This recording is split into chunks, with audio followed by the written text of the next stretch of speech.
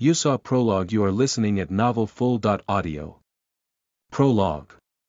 The most tragic transmigrator in history. The happiest transmigrator in history was the hottest virtual reality game in 2XXXCE. It was a cheesy name, but the moment this game appeared it immediately dominated the entire market. With its top-notch technology, the game was able to earn the spotlight of being the second life for everyone. In the game, there was one player that was currently holding a book with a howling burst of laughter from within a dark cave. Fuck yeah. The equipment upgrade technique. Wahahaha. I'm that I'm rich. For 5 to 6 minutes, the player laughed and laughed until he felt a pang in his chest. But even after he stopped, he could feel his body quivered from head to toe non-stop. Staring greedily at the cover, the player prepared to use the skill so that he'd be able to increase in strength exponentially. What's going on? Just at that moment, the entire area around him began to flicker and distort as if he was receiving extremely unstable TV signals. A power outage. Nah, even if that happened, there's a backup power generator. Did something happen to the game servers? Just as the person was considering if he should quit from the game for the time being, the area around him finally snapped under the load and shattered. Yes, it was as if a mirror had shattered into thousands of pieces. But when the area around him shattered, they shattered into dots of light before disappearing from sight. The player had been scared speechless. For a while, he was stunned and didn't move from his spot at all. But after a moment, he realized that his body was suddenly falling straight down. The entire area around him was in chaos by now, and plenty of multi-colored light began to fill the place. But the distinct sensation of falling was warning him that he was only just falling faster and faster. This brought him to a state of unprecedented fear. Yelling non-stop at the game controller on his left hand, he cried, "Quit! Quit the game! For fuck's sakes! Why can't I quit the game?" In the end, he gave up on trying to quit by shouting. Whipping his head around in terror, the player could only see the stream of color, but nothing else that was distinguishable to him. Where am I gonna fall down to? I'm just playing a VR game. If I keep on falling down, where the hell am I going to go? But then a thought struck him, causing his entire body to tremble. Am I transmigrating? My body was in the game pod, but my soul is transmigrating. As if responding to his conjectures, the colorful space beneath him slowly started to drain away of its color to form a murky gray. Just slightly, the hazy side of scenery could be seen beneath the gray fog. From the looks of things, it looked like a street with people walking on it. I've arrived. Have I really transmigrated? Momentarily stunned by the revelation, the player finally began to howl in laughter, "Wahahaha. Your daddy has finally transmigrated. All those history books, those experiments, those studies on transmigration, novels of every kind regarding transmigration, they weren't in vain. The astronomy of the skies, the geography of the earth, origami, smelting, architecture, anything and everything, I know them all. Wakakaka, the world, the women. Here. I, come. Hm. What's going on? Hey, dad, are you shitting me?" The previously ecstatic howls of laughter soon came to a stop, only to be replaced with a shriek of terror when he realized that the closer and closer he got to the gray mist below, the more sick he felt. It was a choking sensation, and even more fissures began to appear in the area around him before spreading throughout the area. But when one of these cracks touched upon his shoulder, the part that was touched immediately went missing. It was as if the part of his shoulder had been erased by an eraser. The afflicted part was gone, and it felt as if the removed part had been detached from his body and turned into black mist. But what made him despair even more was that the cracks continued to grow, like a group of piranhas in an eating frenzy, and devoured at his flesh. Or maybe it was better to say it was devouring his soul. The joy that came from transmigration was quickly being replaced by the fear of death. "Don't joke around with me, okay? Hey now." A single crack cut across his right leg, detaching it from the rest of his body and turning it into black mist. What's going on? The books never said that this would happen when transmigrating. And then his right arm was gone.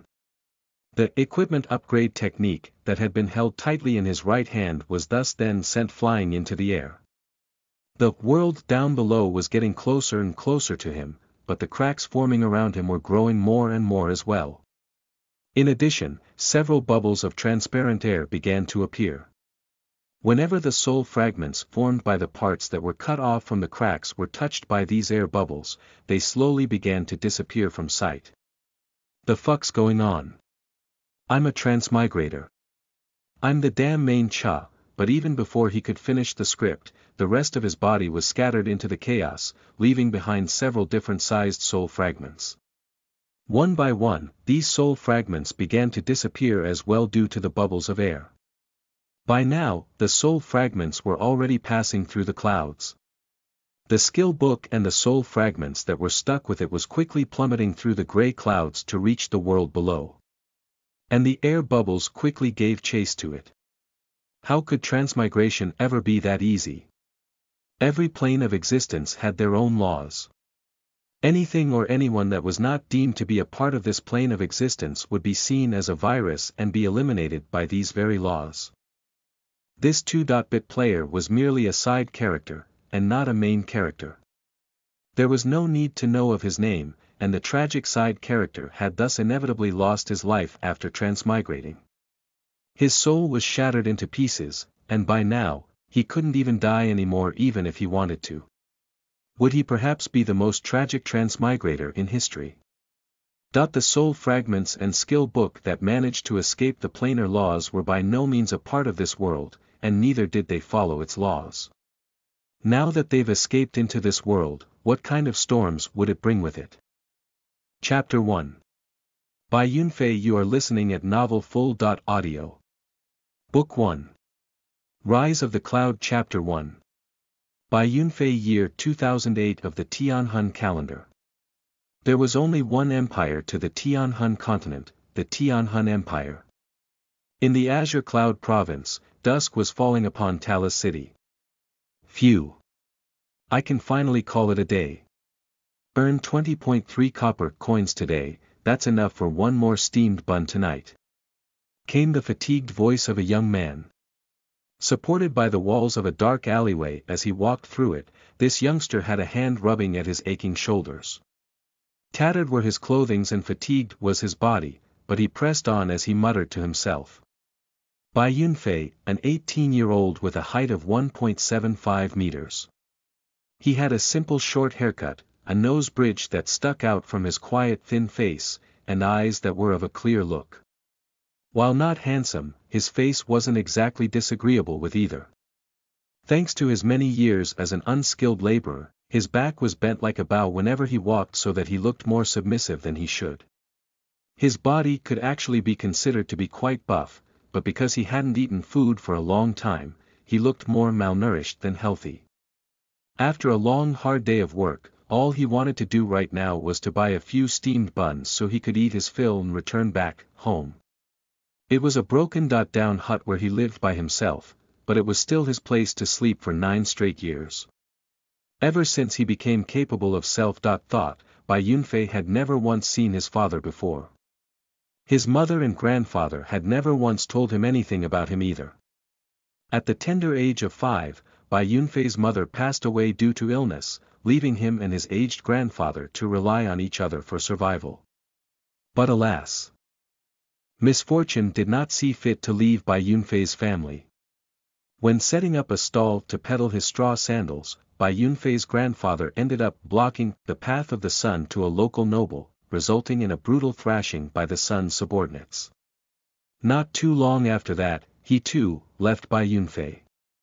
In that year, Bai Yunfei was only 9 years old. Circumstances such as these were by no means a rare sight on the continent. Commoners, most especially those of the same ilk as Bai Yunfei's family, had no land, no work, and had but only a small house so broken down that it was practically unlivable. In the eyes of the nobles and the rich, the lives of these undesirables held no worth at all. And so Bai Yunfei was left alone at the age of 9. Engraving the love of his mother and the benevolence of his grandfather into his heart, Bai Yunfei chose to grit his teeth and live on. Begging piteously for 2 days and 2 nights, Bai Yunfei managed to secure a job as a porter at a large-scale rice store. But this was not all due to the kind-heartedness of the store owner. He had never once given even half a copper more to Bai Yunfei. When he first started out, Bai Yunfei was only capable of earning a scant few copper coins a day. There came many times where Bai Yunfei felt that he could not take it anymore. Every night, he would huddle in his dilapidated hut and cry to himself while the wind blew through the place. But with each time he cried, he'd fall asleep and dream of his kindly grandfather patting at his head while weaving yet another pair of sandals and teaching him how to read. His mother would appear in those dreams too. Embracing Bai Yunfei to her chest, she would point up to the clouds for Bai Yunfei to see. One day, when my little Yunfei grows up, he will be like a white cloud in the sky, floating freely under the skies without worry. The morning after, he would wipe away the tears and grit his teeth to continue moving the extremely heavy sacks of rice. 9 years went on in this fashion. In these 9 years, Bai Yunfei experienced the entire spectrum of human nature and understood just how bleak the world was. But all he could do each and every day was to work hard and rely on himself to survive, no matter how lowly it was. There were actually many commoners like him stuck at the bottom rungs to the social ladder. But because of the pressures of life, many of them chose to involve themselves in the shadier side of life. Bai Yunfei had never followed their example, however. Each copper he earned, each grain he ate, everything was earned from the step-by-step work he put into his job as a rice porter. He had once promised his grandfather, after all, live life with a clear conscience. Many people had scoffed at Bai Yunfei's dedication to his grandfather's words, however. A clear conscience. Don't make me laugh. In this cruel world, a clear conscience isn't even worth a fart. And yet, Bai Yunfei had never cared to listen to them. Staunch and resolute in the way he lived these past 9 years by himself, Bai Yunfei would live a life with a clear conscience. No matter how meager his status became. No matter how lowly his job was. And no matter how impoverished he became. He would live as his grandfather told him to.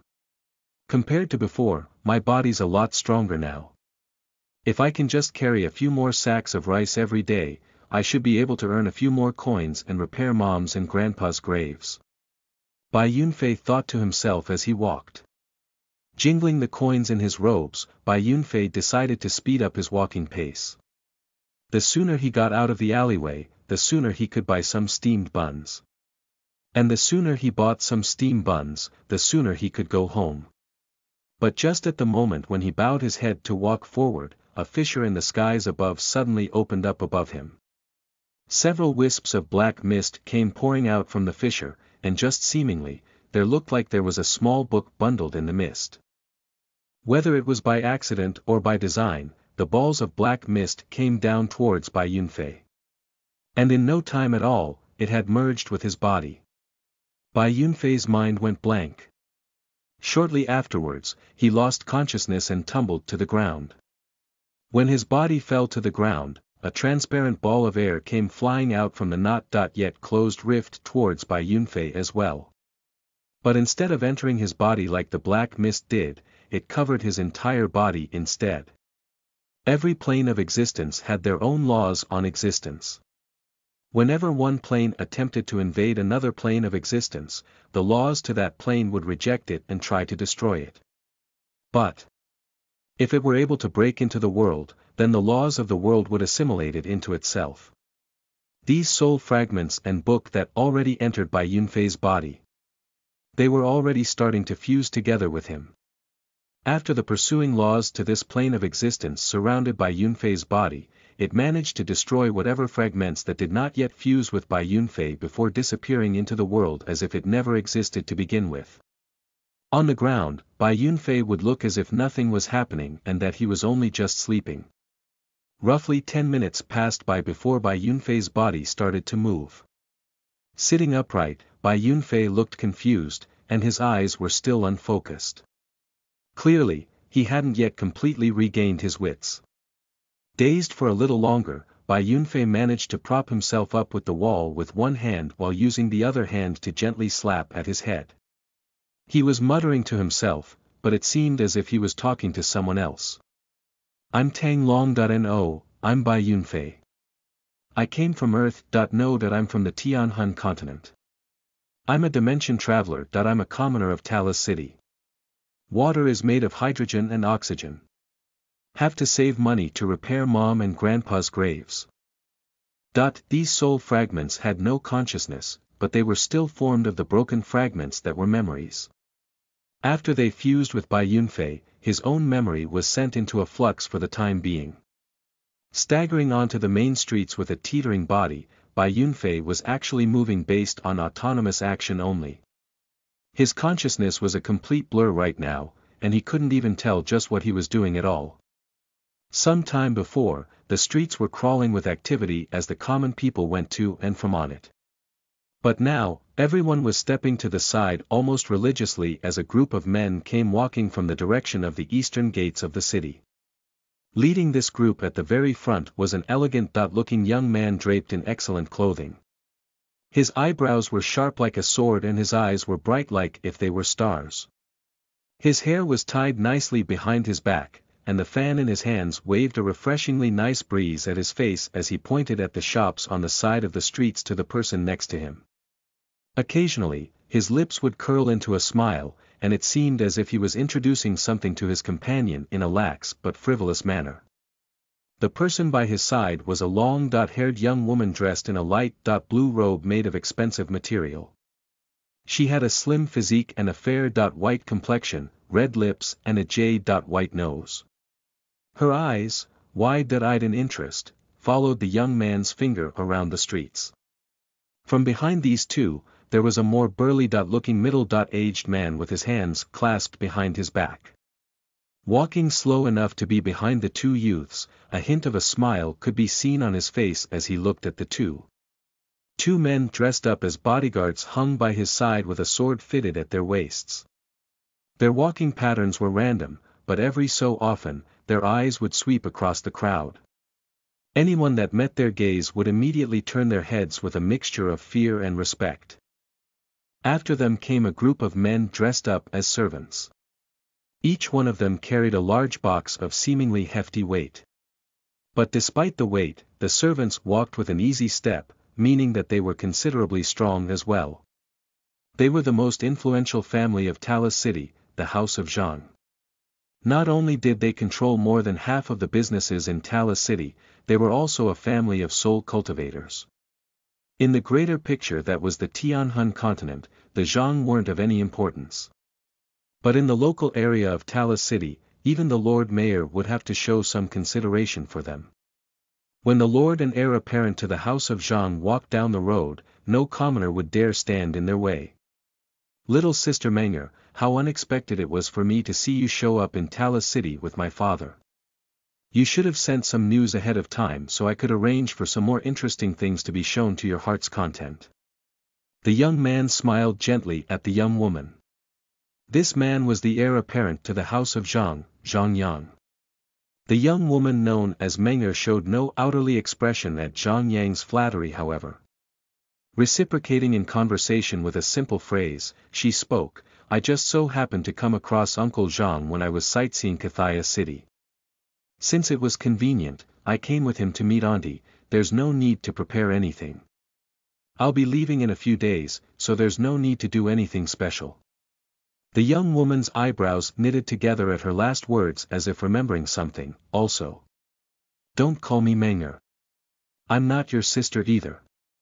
Call me by my actual name, Lu Meng. Despite the cold indifference in Lu Meng's voice, Zhang Yi wasn't discouraged. Little sister Menger, what are you saying? You of all people should know what the elders of our families are planning on, we're Goi, I don't want to even think about anything else right now.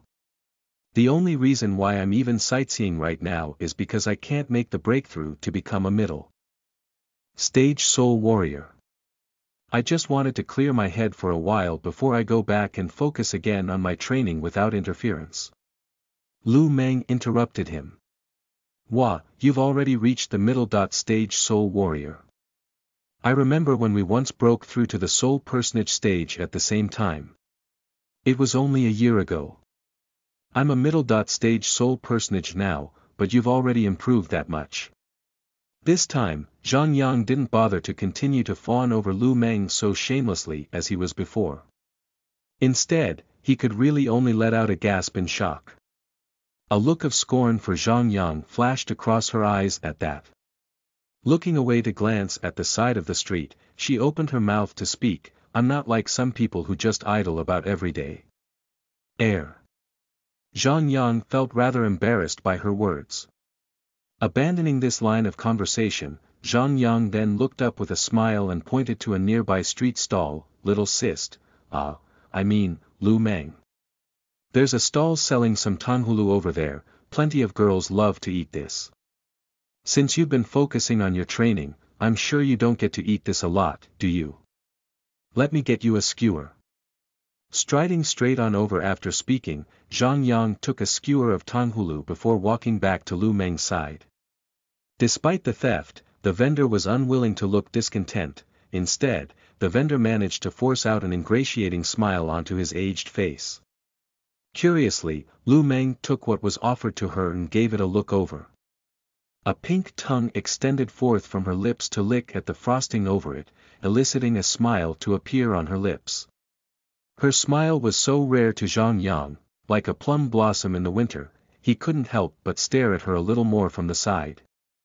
And so the group continued to travel through the city's center with Xuanhuan continuing to buy several knickknacks and playthings from here and there for Lu Meng's pleasure. All of it was done in hope of winning yet another beautiful smile from her. They had only just passed by one of the more shadier alleyways when a rather absent-minded but shabbily clothed young man came stumbling out of it. Muttering incoherently to himself in a non-stop fashion, the youth seemed as if he hadn't even noticed the group of people on the streets. In this manner, he continued to stumble forwards, when all of a sudden, he slammed straight into Lu Meng. The appearance of this youth was very sudden, and Lu Meng had been at that time preoccupied with Xuanhuan's introducing her to a satin store nearby. She hadn't expected to have someone come crashing into her, and due to Bai Yunfei's state of confusion, there was no intent to collide with her. Because of that lack of intent, she was unable to sense it as a soul cultivator, thus resulting in the two of them falling to the ground. All Bai Yunfei could feel at that one moment was a huge headache. All sorts of information was flowing through his head non-stop, and even now, he wasn't even sure where he was. Suddenly, Bai Yunfei felt his body collide into something before the sensation of falling down came rushing up to him. After that, he could feel himself falling onto something soft and a delicate fragrance trickling into his nose. It wasn't sure whether it was the collision, the fall, the landing, or the fragrance that snapped Bai Yunfei back to awareness, but whatever it was, it allowed him to regain control of his body. Although he wasn't quite back to full awareness just yet. Shaking his head, Bai Yunfei stood back up to his feet before finally being aware of the situation. A blue-robed young woman sat in front of him on the ground. Stupefied, her delicate face was tilted upwards towards him, but not a single word came out from her mouth. Miss, I'm sorry. I didn't mean to run into you, are you alright? Connecting the dots, Bai Yunfei realized that he had to have run into her and scrambled to apologize. Stooping his back to reach out and pull at her pale white wrist, Bai Yunfei helped her to her feet with a very natural sequence of motion. It was then that Bai Yunfei noticed the tanghulu discarded to the ground. Embarrassed, Bai Yunfei scratched his head sheepishly and looked left and right, only to catch sight of the tanghulu vendor to the side. For the sake of pleasing Lu Meng, Xuanhuan had ordered the vendor to accompany them. Running on over, Bai Yunfei fished out a single copper coin and handed to the vendor before coming back with a tanghulu. Miss, here's a tanghulu as compensation. I hope that you'll forgive me, I really didn't, bang. Before Bai Yunfei could even finish speaking, something powerful struck at his left waist. There was a flash of pain, and then Bai Yunfei was flung away to the side of the street. The right leg of Zhang Yang slowly fell back to stand down on the ground. His entire body was shaking with indignation, and his face was malevolent in expression, marking a stark contrast with the easygoing young nobleman he was before. Glaring at Bai Yunfei, Zhang Yang's eyes had a very distinct aura of killing intent to them. "You lowly plebeian! How dare you mistreat my Menger? I'll have you put to death." Chapter 2. Equipment Upgrade Technique. You are listening at novelfull.audio. Enduring the pain in his waist, Bai Yunfei managed to slowly rise back up to his feet, only to stare in stupefaction at the sinister-looking youth in front of him. How could I do such a thing like this? It felt as if my actions were natural. What's going on? Now, Bai Yunfei was back to complete awareness. But when he thought back to the attitude of the young woman in front of him, he didn't dare believe in what he had just done. The nobles right in front of him, weren't they not people he couldn't risk to offend? These were people that couldn't care less about the lives of commoners such as him. The very thought of that made Bai Yunfei go weak in the knees. Not daring to look up at these two figures, he bowed deep the ground and spoke, "Dear miss, please forgive me that I really didn't mean to offend you. I hope that you will find it in your heart to forgive me." "Forgive you? You plebeian, do you really think my little sister Menger is someone you could touch? I'll have your lowly life ended right here and now." Zhang Yang laughed nastily. Looking at Bai Yunfei as if he was a dead man walking, Zhang Yang strode forward with his right arm extended. His right fist had a series of blue veins popping out from underneath his flesh, and with each step he took, the muscles in his arms seemed to grow even larger. When Bai Yunfei tilted his head up to look, a fierce pain stung at his head the moment when his eyes made contact with Zhang Yang. Something from the depths of his soul flooded his body, causing it to tremble briefly before collapsing to the ground. In his eyes, the incoming Zhang Yang was no longer a man, but a horrifying demon. The hands that came towards him were sharp claws, and if it were to just squeeze around him gently, Bai Yunfei would be crushed like an ant. "Zhang Yang, hold on. Did I say that I wanted him dead?" Just as Bai Yunfei felt as if he was going to collapse, a harmonious voice like the sound of nature came echoing into his ears, alleviating some of the pressure on his body. Halting in his footsteps, Zhang Yang turned to look back to Lu Meng inquisitively. "Me, Lu Meng, this commoner has accosted you. Doesn't he deserve death? I'll teach him a lesson for you to vent your anger." Frowning, Lu Meng casted another scornful eye at Zhang Yang. "I'm not yours, please watch what you're saying." Then casting an eye to look behind him, she continued, "This person looks rather out of it, so it must have been an accident. Even if he did offend me, there wouldn't be a need for him to die." Stunned, Bai Yunfei looked to Lu Meng as if in a trance. Is she pleading for me? What a reasonable young lady, she's like a fairy.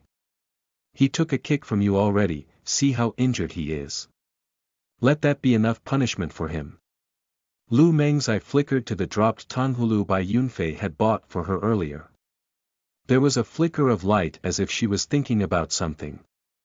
Unexpectedly, she casted a smile towards Bai Yunfei.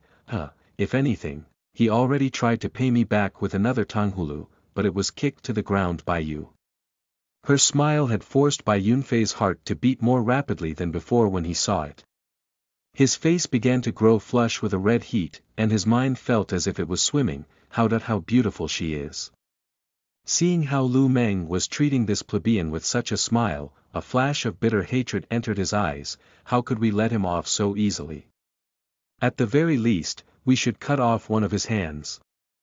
Younger. A dignified voice suddenly barked out, interrupting Zhang Yang's speech. Walking up from behind the two youngsters was the middle-aged man before. "Father. Uncle." The one that both Zhang Yang and Lu Meng called out to so respectfully was the father of Zhang Yang and the lord of the house of Zhang. "Zhang Zhinshan. Menger is right. As a soul cultivator, how could you bicker with people of his kind?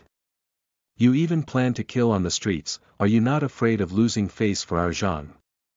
The man barked out to reprimand his child on his behavior. Just a moment ago, Bai Yunfei's heart was threatening to leap out of his chest when Zhang Yang threatened to cut off one of his hands. Hearing this middle-aged man advocate against that had allowed for Bai Yunfei to let out a sigh in relief, but when the man looked to him, Bai Yunfei immediately felt as if his entire body had been thrown into ice.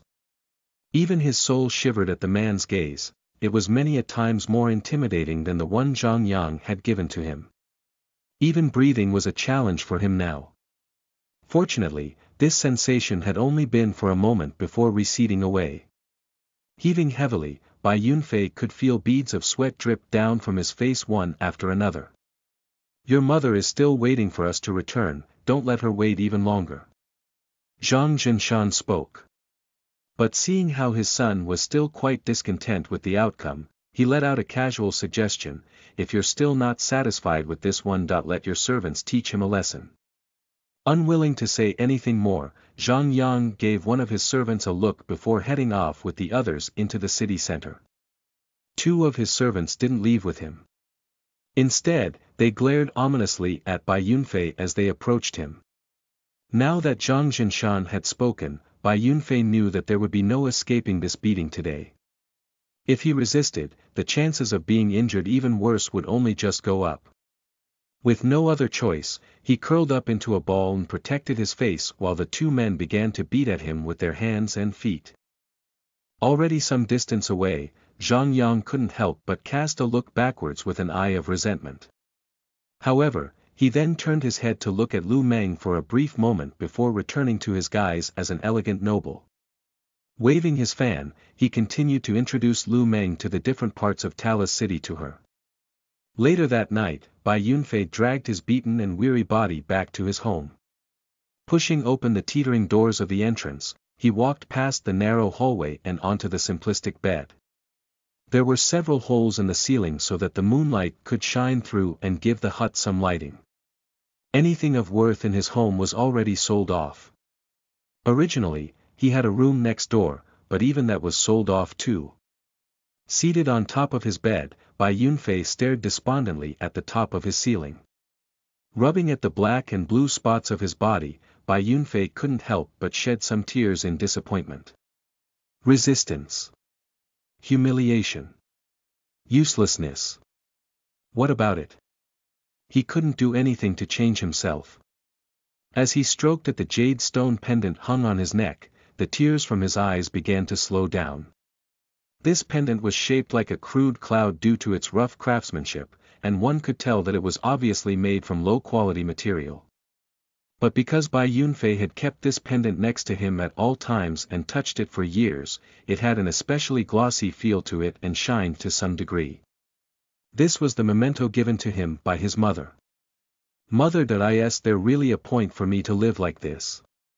Bai Yunfei muttered to himself as he looked at the pendant. One day, when my little Yunfei grows up, he will be like a white cloud in the sky, floating freely under the skies without worry. The loving words of his mother began to reverberate into his ears. Wiping away the tears on his face, Bai Yunfei forcibly slapped at his face with his hands. I can't think like that.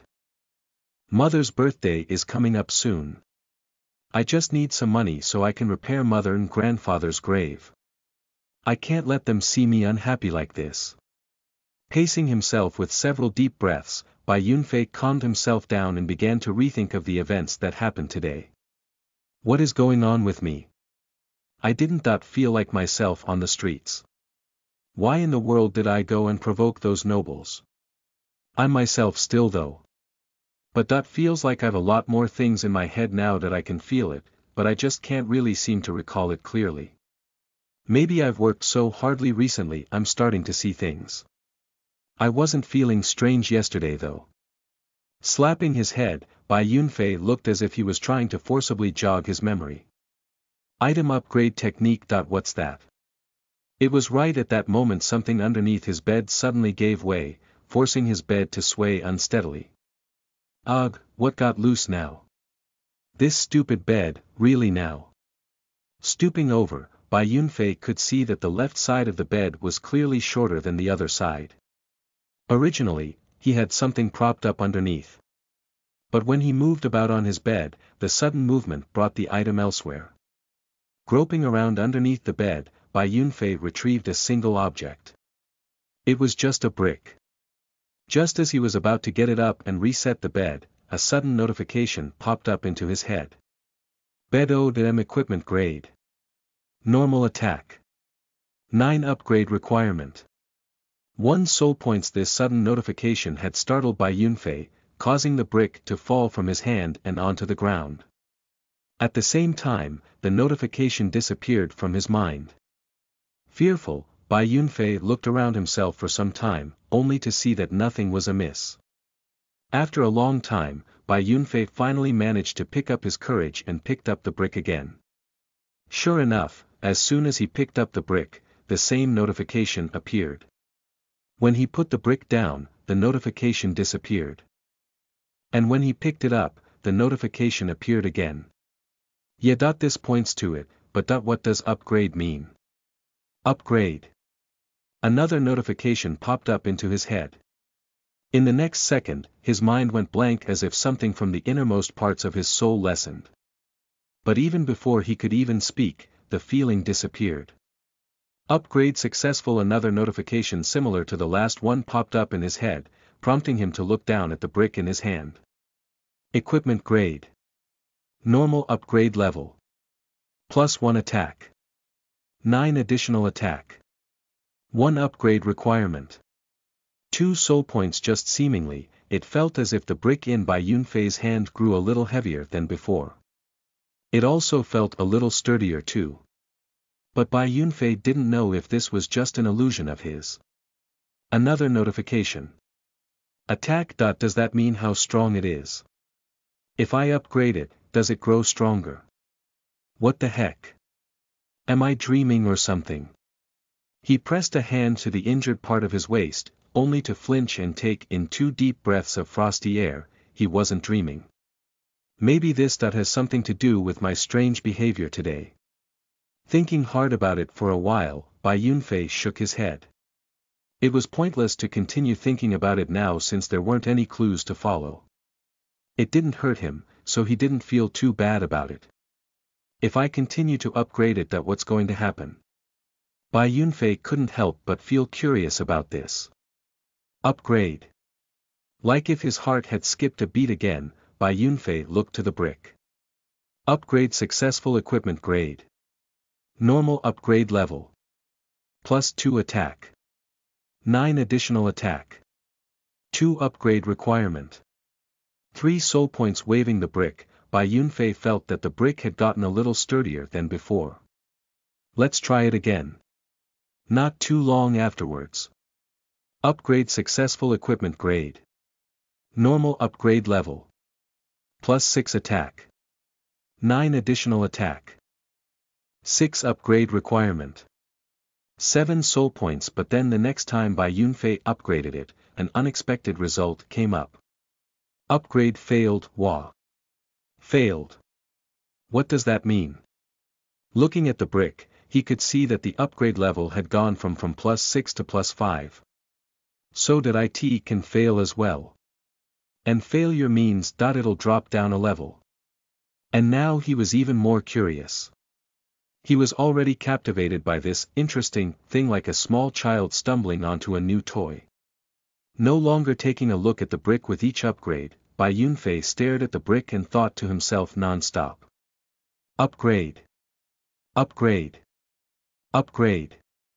He felt rather excited by this, but even as he was thinking out the command, a sudden pang of dizziness hit his head. It felt as if his soul had been emptied out, and his mind was rapidly dropping out of consciousness as he collapsed onto his bed. Just before he could lose all consciousness, however, he could very vaguely feel a string of notifications pop up into his head. Upgrade successful. Equipment grade. Normal upgrade level. +10 attack. 9 additional attack. 16 + 10 additional effect. Attacks have a 1% chance of stunning the target for a maximum of 3 seconds. If attacking the head, the chance of stunning increases to 5%. Upgrade requirement. 7 soul points. Chapter 3. Uncle Wu, you are listening at novelfull.audio. Tonight was a quiet night. Due to the broken holes in the roof, the moonlight was able to shine down its rays through these holes and illuminate the slightly crooked bed underneath it. From there, the person sleeping on it was positioned at an equally crooked angle. Then, just out of the blue, there was a faint creaking sound from the shabby-looking door. As quiet like a cat, two silhouettes entered the room. When they saw the youngster sleeping soundly on his bed, the two of them lowered their guard in relief. "Is that him?" one of them asked the other. By borrowing the lighting given off by the moonlight, the other person who had been asked nodded his head. "Yes, that's him. Let's get working then." Walking up to the bed, one of the two men untied a burlap sack from his shoulder and unfurled it onto the floor next to the bed. Judging by his actions, it looked like the two were ready to stuff the sleeping youngster into the sack. "Don't blame us two brothers for this, kid. Just blame your own luck for having angered the young master. In any case, there's no point in living such a poor life, you'd be better off dying now and reincarnating. Try your best to be reincarnated into the household of a wealthy family next time.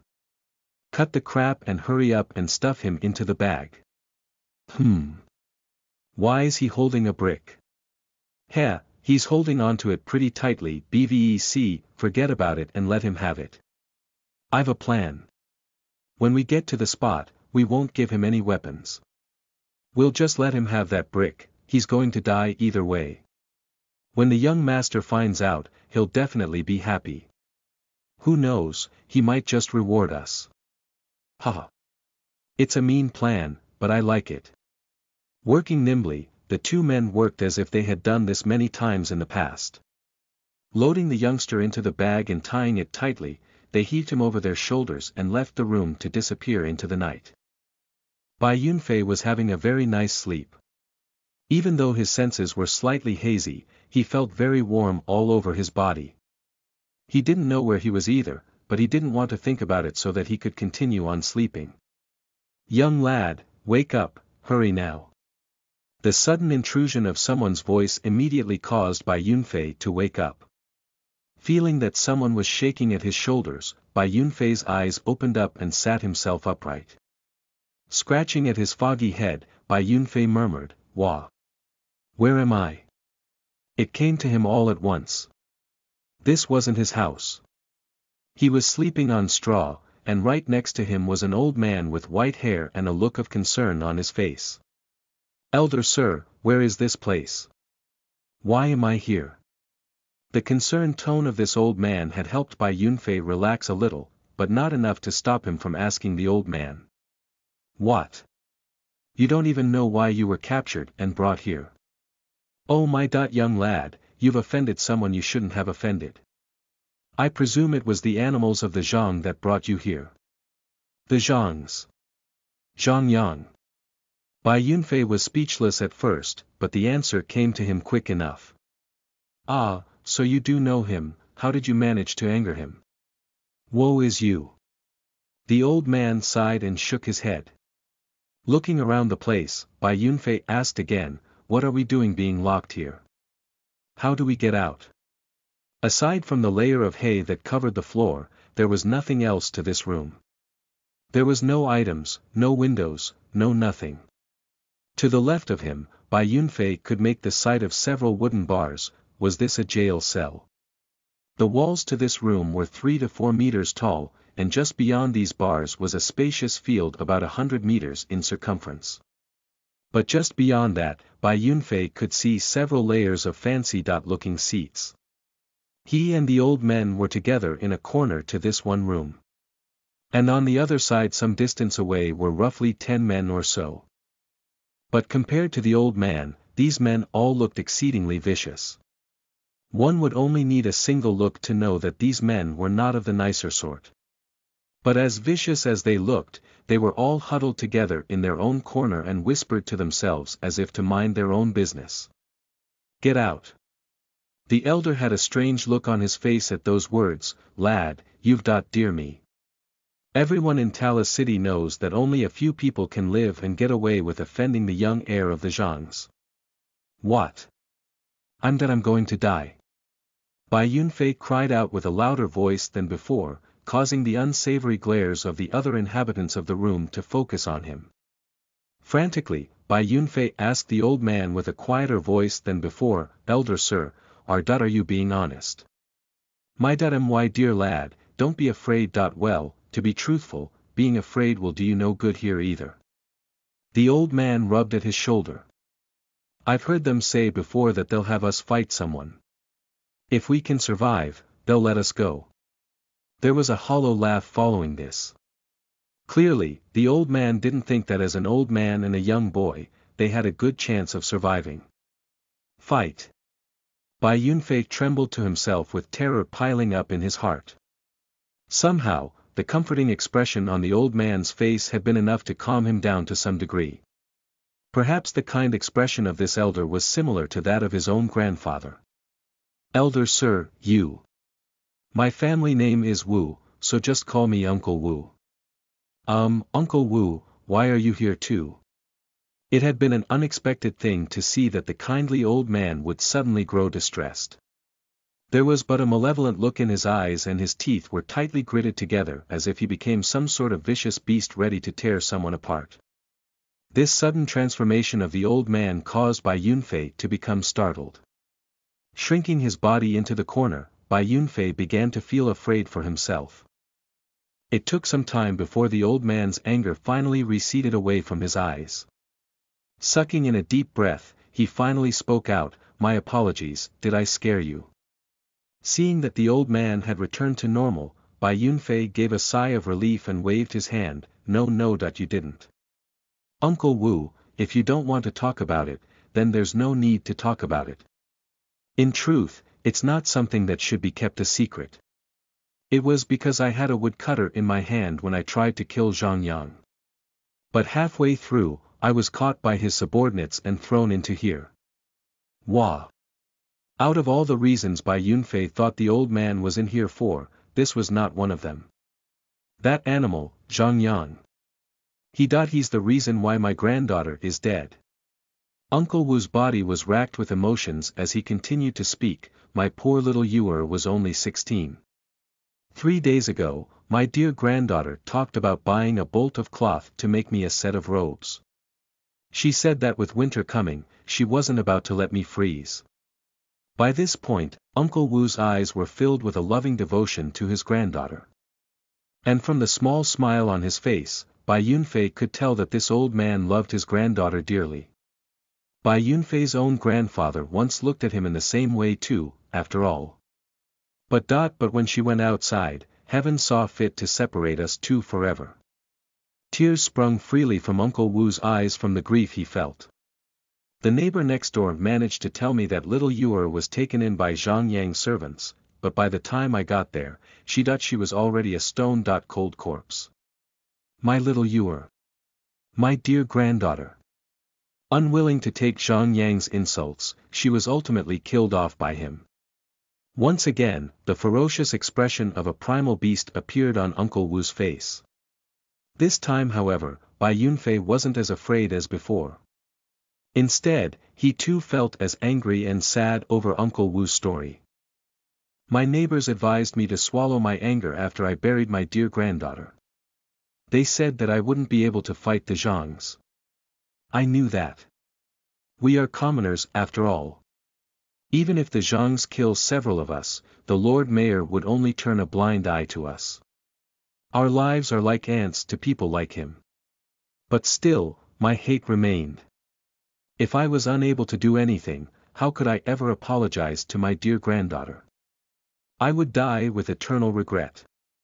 And so I grabbed the wood chopper in my home and took use of the time he'd be drunk from the brothel.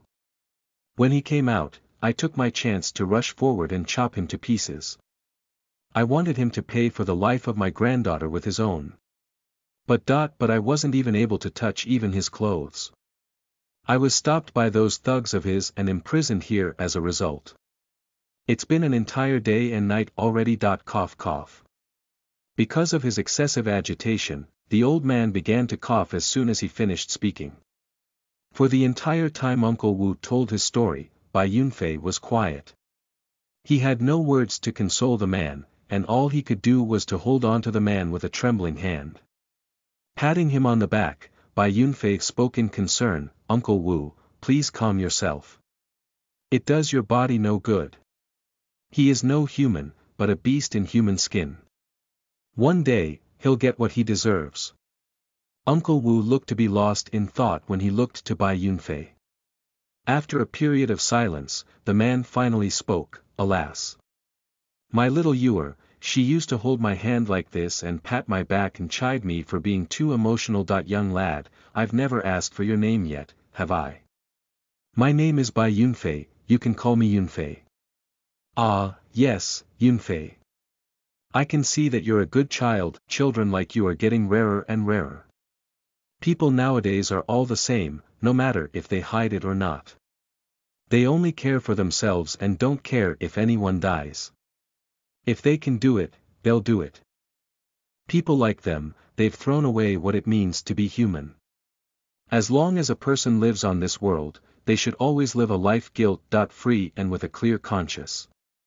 No sooner did he finish speaking did the old man stare at Bai Yunfei. "What's wrong? You don't agree with what I said?" "No, that's not it. I was just reminded of my deceased grandfather. He once said these words before." It was right at this moment several men appeared right outside the bars to the prison. Dropping a bucket of steamed buns and a bucket of water in front of the doors, one of the men called out, "Hey, you lot. Come and eat. Eat as much as you can, you'll be needing that strength to fight for your lives soon enough." Since there was plenty of steamed buns in the bucket, Uncle Wu only stood up to get some after the rest of the people in the cell had their fill. Scooping a bowl of water, he returned to Bai Yunfei's side and handed him some. "Are you hungry? Eat now then, you'll need that strength to survive." As the two of them ate their steamed buns, Uncle Wu and Bai Yunfei began to talk to one another. When Bai Yunfei saw the kind expression on the older man's face, Bai Yunfei could feel his heart tremble just slightly. Ever since his grandfather passed away, Bai Yunfei never thought that he'd be able to come across this warm sensation again. Finishing off their steamed buns, the two continued to talk for a small while.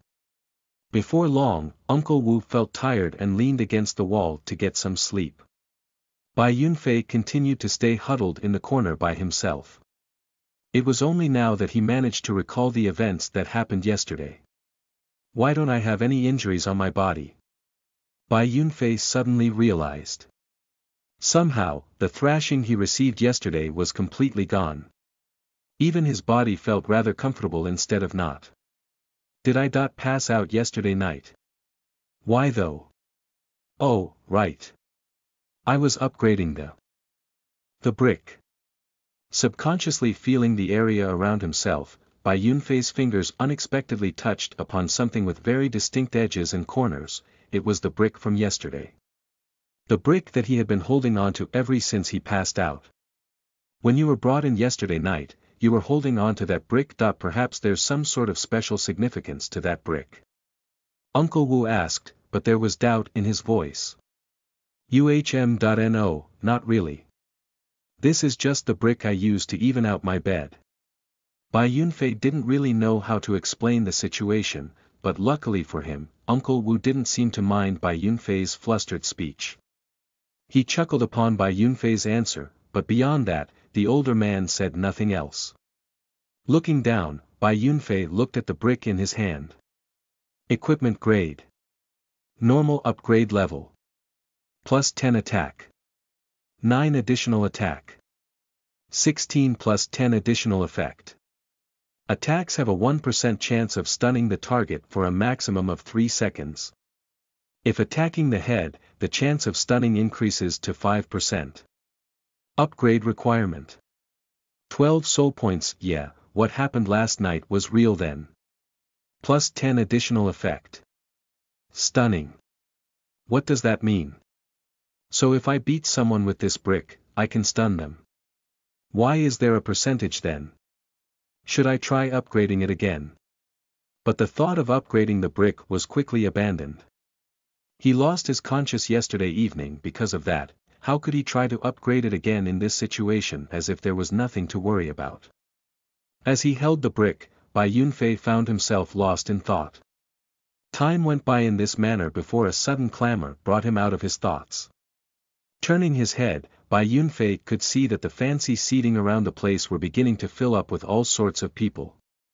They all wore rich-looking robes and all looked as if they belonged to a wealthy family. Each one of them had an expectant look on their faces and talked to one another. Some of them even pointed their fingers downwards at the prisoners and whispered even more about something. Ladies and gentlemen, I welcome you all to the Colosseum.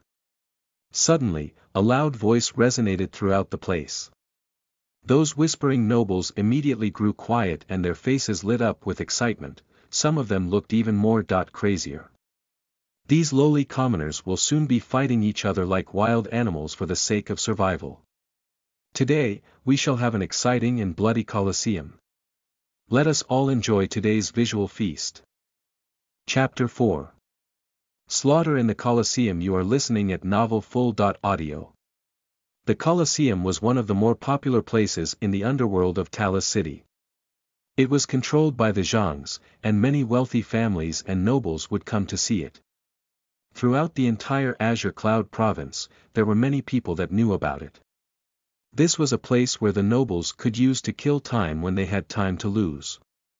This was a place where they could watch a primal scene of carnage to their pleasure. Despite being called Colosseum, it wasn't a place where beasts were fought. The ones who would be fighting here would be humans.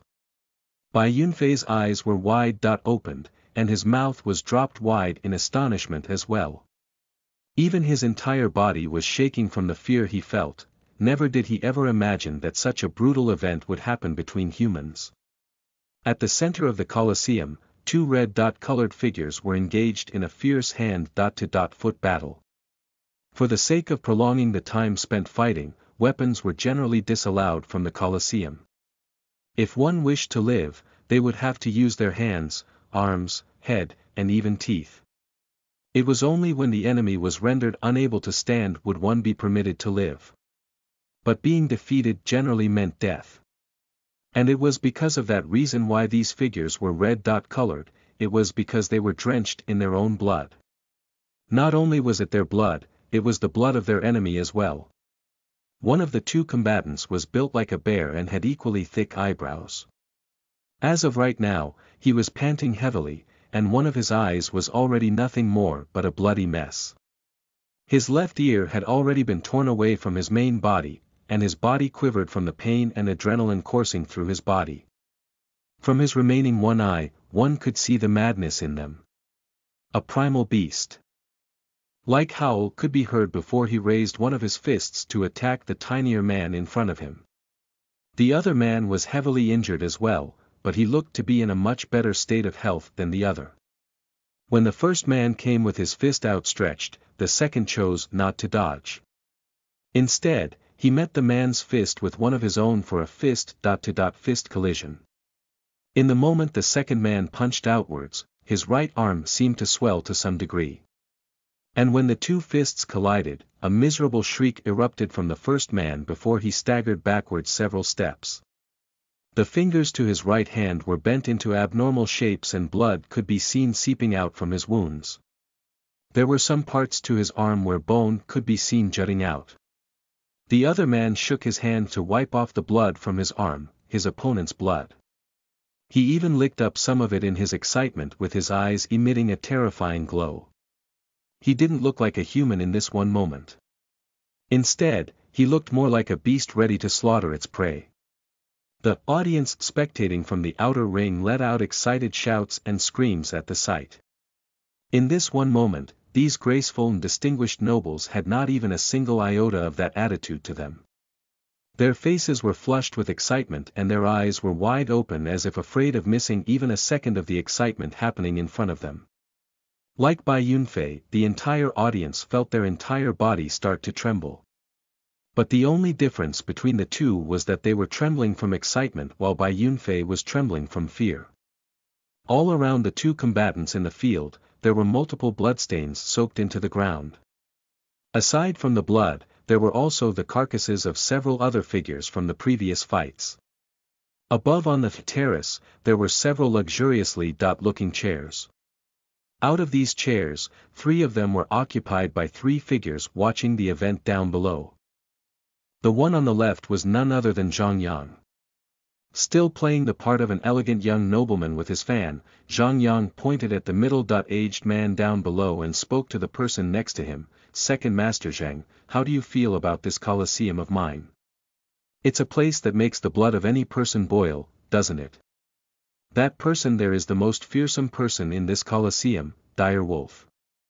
Right besides him was a purple-robed young man more handsome than Xuanhuan. Even as he was looking at the bloody scene down below, his face was emotionless.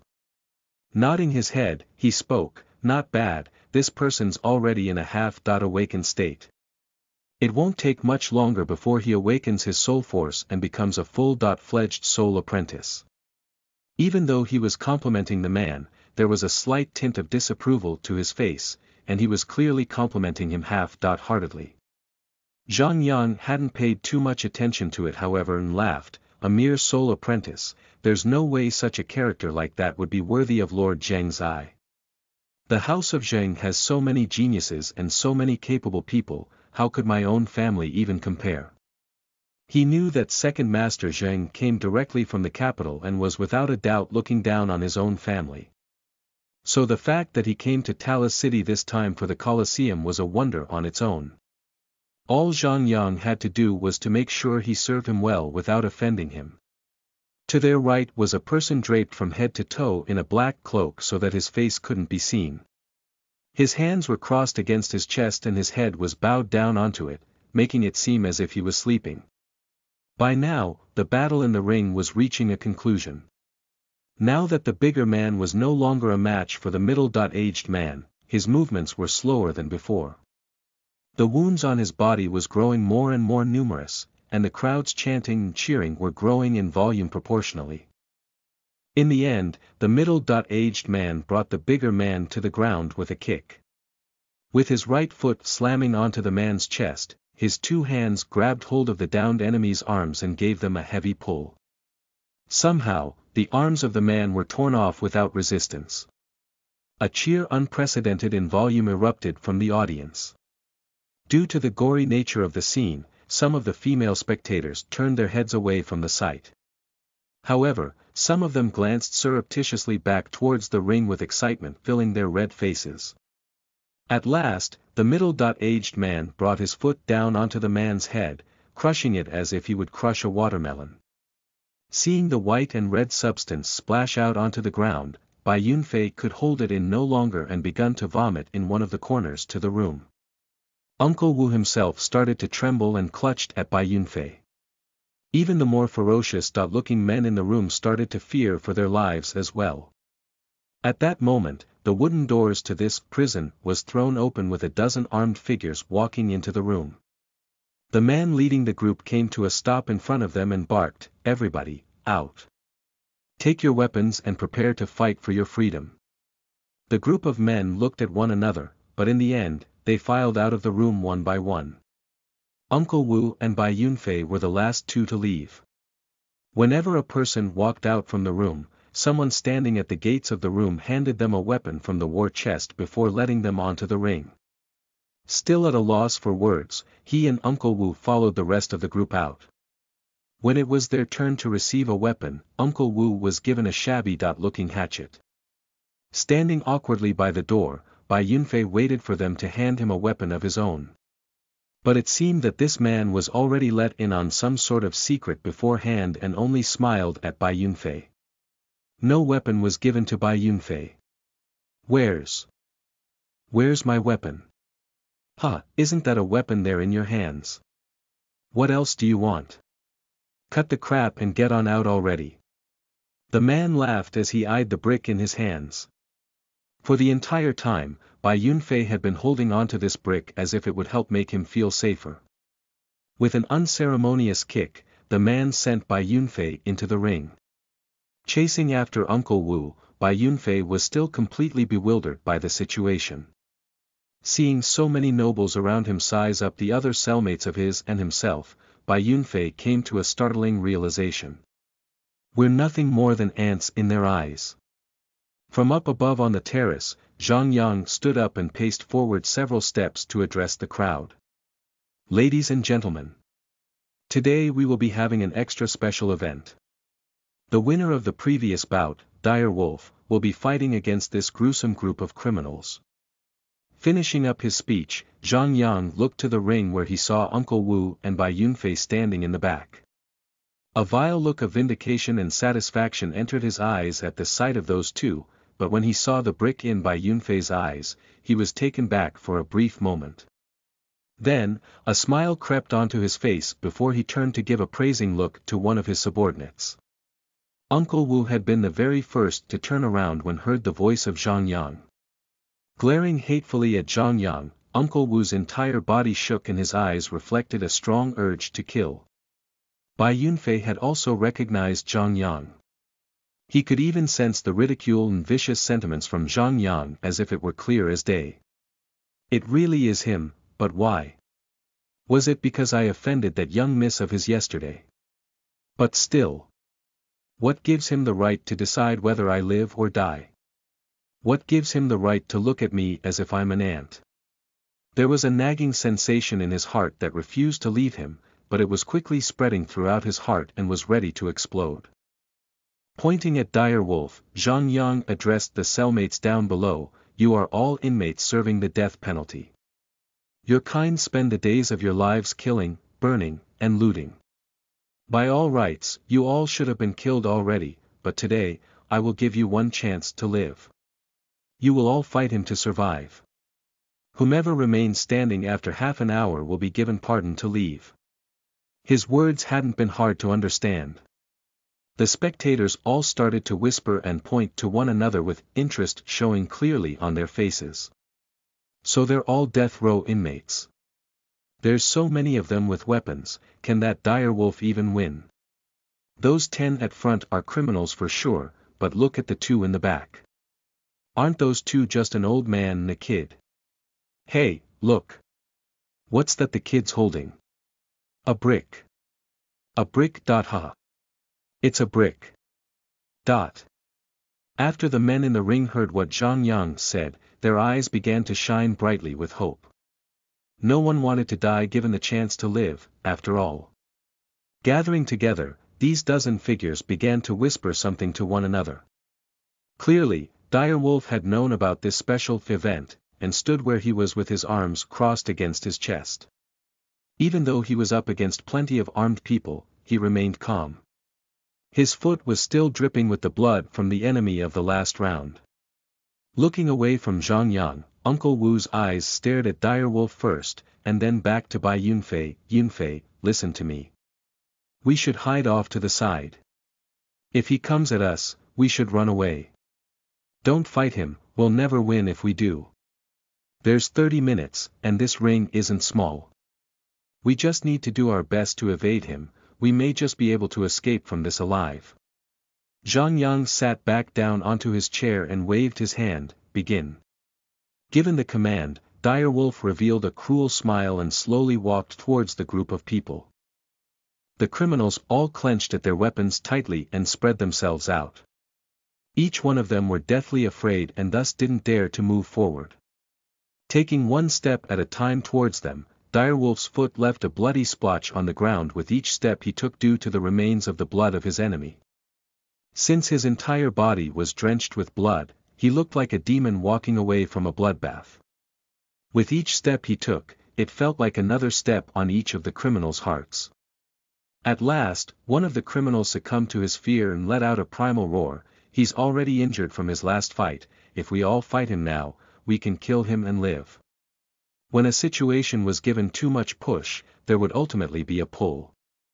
The entire group of people charged at him all at once with bloodshot eyes and frenzied actions to charge at Dire Wolf with their weapons. A pejorative look entered Dire Wolf's eyes before he brought his hand up to grab at an incoming spear. With a bit of force, the spear was robbed of its forward momentum before Dire Wolf then swung the spear with enough strength to knock the user into the two people besides him. Then leaning towards the side, Dire Wolf managed to dodge a thrown short blade. With a kick of his foot, he sent a mace flying away and then made use of a sweeping motion to down a group of people with the spear in his hand. In a single instant, the entire group was completely broken apart. What came next could only be said to be a one-sided slaughter fest. Crushing their necks with a kick and snapping chests with a stamp, Dire Wolf then disarmed and took a sword into his hand to then bisect another 3 people by the waist with a single cut. At first, the audience had been stunned by the scene. But after Dire Wolf killed several of the criminals, the audience erupted into a refreshed bout of cheers. Since they were accustomed to longer bouts of fighting, this sudden, delightful slaughter gave them a completely foreign but completely welcome sense of stimulation. Even though they were given 30 minutes, only 10 minutes had passed before over 10 criminals were killed. There were a few that threw down their weapons and ran away. But even they were overtaken in a few steps. Whoever was overtaken was killed. In the end, no one was left standing around Dire Wolf. And then, he shifted his eyes to Uncle Wu and Bai Yunfei. Chapter 5. Uncle Wu's Death and Transformation. You are listening at novelfull.audio. Chapter 5. Uncle Wu's Death and Transformation. Specks of blood dripped away from Dire Wolf's body with each step he took towards Bai Yunfei and Uncle Wu. Right behind him, the broken limbs and battered bodies of his recent victims littered a small portion of the ring. At the start of this fight, Dire Wolf felt like a demon walking away from a bloodbath, but now, it no longer felt like it, he truly was a demon. When Dire Wolf's eyes connected with Bai Yunfei felt a tyrannical force of pressure assault him straight on, causing the very depths of his soul to tremble with fright. Now, his entire body was deadlocked and paralyzed with fear. With the sight of blood filling his eyes everywhere in front of him, Bai Yunfei could only watch as the terrifying demon stepped towards him 1 foot at a time. Yunfei, get up, we must run. You go that way, hurry. Somehow managing to overcome his fear at the sight of Dire Wolf's approach, Uncle Wu yelled at Bai Yunfei to snap him out of it before running off to one side. No sooner did he take 10 steps did Uncle Wu look back at Bai Yunfei. To his discovery, Bai Yunfei was still staring sluggishly at the incoming demon. Yunfei, run away. Uncle Wu shouted out a warning, but it was to no use. Bai Yunfei simply didn't hear him. As of right now, Bai Yunfei was gripped tightly by fear. That was all he knew, and even the thought of running failed to register in his mind. The massacre that befell the others continued to replay in his mind, and he could hardly fail to connect those people to himself. They had died, and now it was his turn. Death was coming. By now, Dire Wolf was already very close to him. Seeing that his shouts were ineffective in snapping Bai Yunfei out from his fear, Uncle Wu looked at Dire Wolf, then to Bai Yunfei, and then to the hatchet in his own hands. When he looked back at Bai Yunfei, there was now a look of determination in his eyes. Running with all his might, Uncle Wu rushed at Dire Wolf and threw the hatchet at him. You demon, try and kill me. For the sake of using himself as bait, Uncle Wu would draw Dire Wolf away so that Bai Yunfei would have a chance to escape. Tilting his body so that the hatchet would fly past him, Dire Wolf casted a glance at Uncle Wu. It was a surprise to see that this man would come chase after him instead, but when he looked back to Bai Yunfei pensively, an evil grin began to creep onto his face. Picking up a nearby mace from the ground, he then tossed it straight towards Bai Yunfei. Still completely lifeless, Bai Yunfei could only watch as the mace come towards him. If this mace were to hit, death would be a huge possibility. Bang! The sound of metal hitting flesh echoed throughout the ring, eliciting a gasp of shock from the entire audience. Their shock wasn't due to the fact that the mace had hit someone. It was precisely because the mace had hit someone else other than the person it was intended for. The mace, it had hit Uncle Wu. At the very last second, Uncle Wu had made it back to Bai Yunfei's side and pushed him out of the way. With him taking Bai Yunfei's place, the mace had slammed ruthlessly onto Uncle Wu's chest. Puek. A mouthful of warm blood came pouring out from Uncle Wu's mouth to sprinkle into the air and then onto the mace before finally coming back down. Some of his blood fell on the mace, and some of that hot blood came splashing onto Bai Yunfei's face, but more importantly, while it was hot, all that he could feel on his mind was an icy cold feeling. All of a sudden, the entire audience felt as if it had gone silent. When Bai Yunfei looked at the downed Uncle Wu, he could still see the look of concern the older man had for him. Regaining the ability of movement, Bai Yunfei hurried to Uncle Wu's side. Holding him onto the ground, he knelt by the man's side with a stunned expression on Uncle Wu. This sudden development had stunned the audience so much that many of them felt their breaths die up in their throat. Looking at Bai Yunfei, everyone started to whisper to each other. Even Direwolf had stopped moving. Rather than walking towards Bai Yunfei, he stood there with a look of complete interest at the two figures. Rivulets of blood continued to spill down from Uncle Wu's mouth and his chest was partially caved in with so much blood that his robes were already completely soaked with it. Yunfei. You finally woken up. You must run. Uncle Wu, stop talking, don't say any more. You can't die. Please you can't. Bai Yunfei wiped at the blood coming out from Uncle Wu's mouth, but even as he wiped, the tears from his eyes began to drip down onto the man's face. Ha, Yunfei, worry not that I've no regrets, but you must live on. Survive. Do you understand? Child, when I first saw you, I knew that should we met on the outside my granddaughter. If she were alive I'd make sure that you'd meet with her. You and her. You two would most certainly be a happy couple. If either he had thought of a happy thought, or that his final moments were rapidly ending, Uncle Wu's words had came out with a rapid flow. But then following his words, the sounds of coughing came up. Not only was he coughing out blood, but parts of his internal organs were coming out as well. Uncle Wu. It felt as if blades were cutting at Bai Yunfei's heart. He didn't even know what to say other than to repeat Uncle Wu's name again. With one hand clasped tightly to Yunfei's hand, the other trembling hand wiped away at Bai Yunfei's tears with a smile on his face. Yunfei. You must survive. No matter the hardships. Don't give up. Remember my words. Live on. Live with a conscience.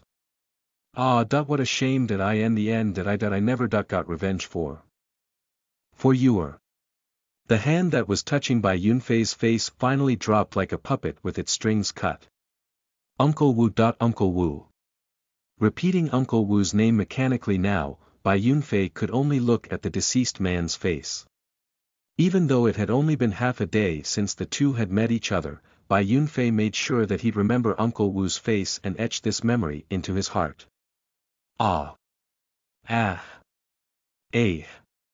Tossing his head back, Bai Yunfei let loose a heart-wrenching cry of sorrow to the heavens. Two red streams flowed down from his eyes, he was crying tears of blood. On top of the terrace, Xuanhuan had a sadistic smile on his face as he looked on at Bai Yunfei with satisfaction. The young Lord Zheng was also looking at Bai Yunfei, albeit with a different look on his face now. Even the black-robed man had turned his head up to look at the situation in the ring as well. On the other hand, Direwolf stared icily at Bai Yunfei. With the show done and over with, he continued on to his path towards Bai Yunfei. But then he saw Bai Yunfei suddenly stop his scream and then slowly rise up from the ground. In his hand was the brick, and then he began to walk towards Direwolf himself. For some sort of odd reason, when Bai Yunfei looked at Direwolf with those bloody red eyes, Direwolf felt his heart freeze up with fear. Fear. Impossible. Shaking his head to snap out of it, Direwolf met Bai Yunfei's pace to walk up to him. Since this was his final opponent, he was determined to slowly torment Bai Yunfei to death. When there was practically no distance left between the two, Direwolf finally raised his right arm and aimed a punch at Bai Yunfei's face. But just as quickly, Bai Yunfei raised the brick and slammed it onto Direwolf's fist. Given Direwolf's set of skills, he could easily dodge a brick if he wanted to, but he didn't feel that it was necessary at all. A brick. He could shatter an entire wall of it with a single punch. But breaking the brick and then the boy's arm. That wasn't a bad choice either. Determined, Direwolf's lips curled upwards into a cold grin. Crack. The very first noise was the brick making contact with Direwolf's fist. The second sound wasn't the brick being crushed, however, it was the sound of his own fist being fractured. In complete and utter confusion, Direwolf looked at his bent fingers. For that moment, he had forgotten not only about the pain, but about his follow-up. Bai Yunfei, on the other hand, had not. As soon as he broke Direwolf's hand, Bai Yunfei leapt forward with the brick outstretched to smash it onto Direwolf's head. By the time Direwolf snapped back to awareness, the brick was already too close to his head for him to dodge. Would his head be broken as easily as his fist had? Don't fuck with me. Instantaneously, the energy that Direwolf had previously been faintly aware of suddenly exploded outwards from his body and then over his head. The skin around his face and head began to throb slightly before suddenly growing harder somewhat. Had it grown stronger really? A happy look appeared on Zhang Yang's face, as he broke through. Pow! Came a sound. The brick made contact with Direwolf's head, but this time, no bone had been broken. I'm safe. And I've broke through. Elation filled every inch of Direwolf's mind, but he tried to quash that feeling down for the time being to focus on the match. A malevolent sneer appeared once more on his face as he lifted his hand for a counterattack, but suddenly, a pang of dizziness struck him. Plus 10 additional effect. Attacks have a 1% chance of stunning the target for a maximum of 3 seconds. If attacking the head, the chance of stunning increases to 5%. Activation successful. Another sound came from the terrace, but this time, it was the cloaked man who spoke. Uncle Qin, what's wrong? Lord Zheng asked. I thought I felt that brick have soul force coming from it. What? Could that brick be a soul armament? Impossible. Perhaps it was because of Direwolf's awakening. His step into the soul apprentice realm must have sent some soul force around itself and confused even me. That youngster's soul force seems to be awakening too. It's slightly weaker, but there was still a change. Perhaps I was wrong. The sudden pang of dizziness left Direwolf at a complete loss. Because of that, the transformation over his head had been released, forcing his head to revert back to normal. For a second time, Bai Yunfei's brick came at his head. Crack. Ah. This time, there was the sound of bone breaking.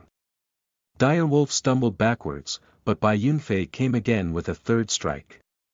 This time, not only was there the sound of bone breaking, but blood came splurting out too. Dizzy beyond belief, Direwolf no longer found himself able to maintain standing and came crashing down to the ground. Bai Yunfei's eyes were bloodshot still and he made no moves to stop where he was. Hopping onto the downed Direwolf, Bai Yunfei straddled him and began to wail at the man with the brick. When the dizziness finally receded from his head, all Direwolf could feel was pain. And then when his vision came back, all he could see was a brick. And then, he felt nothing more, he knocked out completely this time. This was to say, he'd never have the chance of ever waking up again. On the third strike, Bai Yunfei had slammed it down onto Direwolf's face so that it'd knock him out cold. Over and over again, he slammed the brick onto Direwolf's face. The entire audience was silent. Everyone could only stare at this brick-wielding kid in absolute shock, Zhang Yang, Lord Zheng, and even Uncle Qin included. It was hard to say which swing of the brick had killed Direwolf. Even Direwolf himself would never know the answer, let alone the audience. No one knew how long it took for Bai Yunfei to finally stop since he could no longer feel that sensation of brick meeting face. His eyes were no longer crying, but his face was still wet with blood. Raising a hand to knead his eyes, Bai Yunfei could finally see clearly. Stunned at his handwork of dire wolf beneath him, Bai Yunfei was motionless. Then, silently, he stood up and walked to Uncle Wu's corpse. Lifting the corpse up, Bai Yunfei turned back to Xuanhuan and spoke. "I've won. Let me leave." Having been stared down by Bai Yunfei's icy eyes, Xuanhuan found himself unable to stop his heart from beating rapidly. But then he snapped out from his fear quickly with a still trembling body and a squirming face. Looking at first to Direwolf's corpse and then to Bai Yunfei, a sinister look appeared on his face. Pointing a shaking finger at Bai Yunfei, Xuanhuan cried out hysterically. "Men! Guards! Kill him at once." Chapter 6. Do you desire power? You are listening at novelfull.audio. 20 to 30 armed men came rushing into the arena as soon as Xuanhuan gave the order and surrounded Bai Yunfei. But when they saw the bleeding brick in Bai Yunfei's hand, no one dared to step up first to attack him. "You've said that if I win, you'd let me leave." Bai Yunfei gave a withering glare to Xuanhuan as he spoke. I'll. Xuanhuan spluttered, his entire face growing flush with red as he tried to restrain himself. The entire audience had recovered from their shock by now. In their eyes, it wasn't important who died. What was really important was if their death was exciting or not. Bai Yunfei's outstanding performance had been far more than enough to give them an immense feeling of satisfaction, so with this current situation in the arena, everyone began to point fingers and whisper to one another about Bai Yunfei and Xuanhuan. "He has a point. He's won already, so by rights, he should be granted leave, isn't that right? Or is your Colosseum merely just a place where members of the House of Zhang can kill whomever they want to kill?" Lord Zheng suddenly spoke out. Pointing a finger at the nobles gathered around here, he spoke, "If so, what is the point of all these people coming here then?" His voice wasn't that loud, but it was enough to be heard through the silence of the audience. Even those that were whispering to one another were able to hear his voice. Expressions showing their agreements surfaced on their faces as many of the people started to then look at Xuanhuan with disapproval. Shades of blue and white alternated through Xuanhuan's face for a moment before in the end, he ended up forcing a smile to his lips and cupped his hands towards Lord Zheng. With an apologetic smile to the audience, he spoke, Second Lord Zheng is quite correct. I lost composure of myself just now. It seems, I'll allow him to leave." His subordinates on the arena below was given an eye signal soon afterwards. But then Lord Zheng cut in again once more, "Friend, I am about to leave as well. Why don't we leave together?" He spoke to Bai Yunfei. Xuanhuan grew as red as a pig when he heard the other man speak again. He was deeply angered, but he didn't dare show it. It had been his plan to let Bai Yunfei go but then hatch a plot to have him killed in secret later. But Lord Zheng had obviously seen through this plot and so he spoke up in a way to protect Bai Yunfei's life. Down below in the arena, Bai Yunfei was expressionless in the face, but his mind in perfect clarity. Knowing the situation, he said nothing more and walked towards the passageway where the armed guards just recently came out from. A short while later, he was up on the terrace and stood silently behind Lord Zheng. Bowing his head, Bai Yunfei didn't try to look off into Xuanhuan's direction even though he was only just several meters away. But the hand that was holding at the brick was clenched so tightly that the veins in his arms were bulging out against his skin. Bai Yunfei dared not to raise his head in case that he'd be unable to control himself and smashed the brick into Xuanhuan's head. He knew that if he were to try, not only would he not be able to even reach Xuanhuan, he'd lose his life right where he stood. "Well then, Lord Zhang, I'll be taking my leave." Lord Zheng spoke casually without once looking at Xuanhuan. As he walked away, Bai Yunfei followed him with Uncle Wu's corpse in tow. From behind Bai Yunfei, the one known as Uncle Qin walked after the two with a thoughtful look at him. In one of the more remote alleyways, the northwest quadrant of Talis City, several people could be seen emerging from the Colosseum. After walking for some time, Lord Zheng turned around to look at the still silent Bai Yunfei with a smile. I am Zheng Kai of the House of Zheng in the capital. And you are?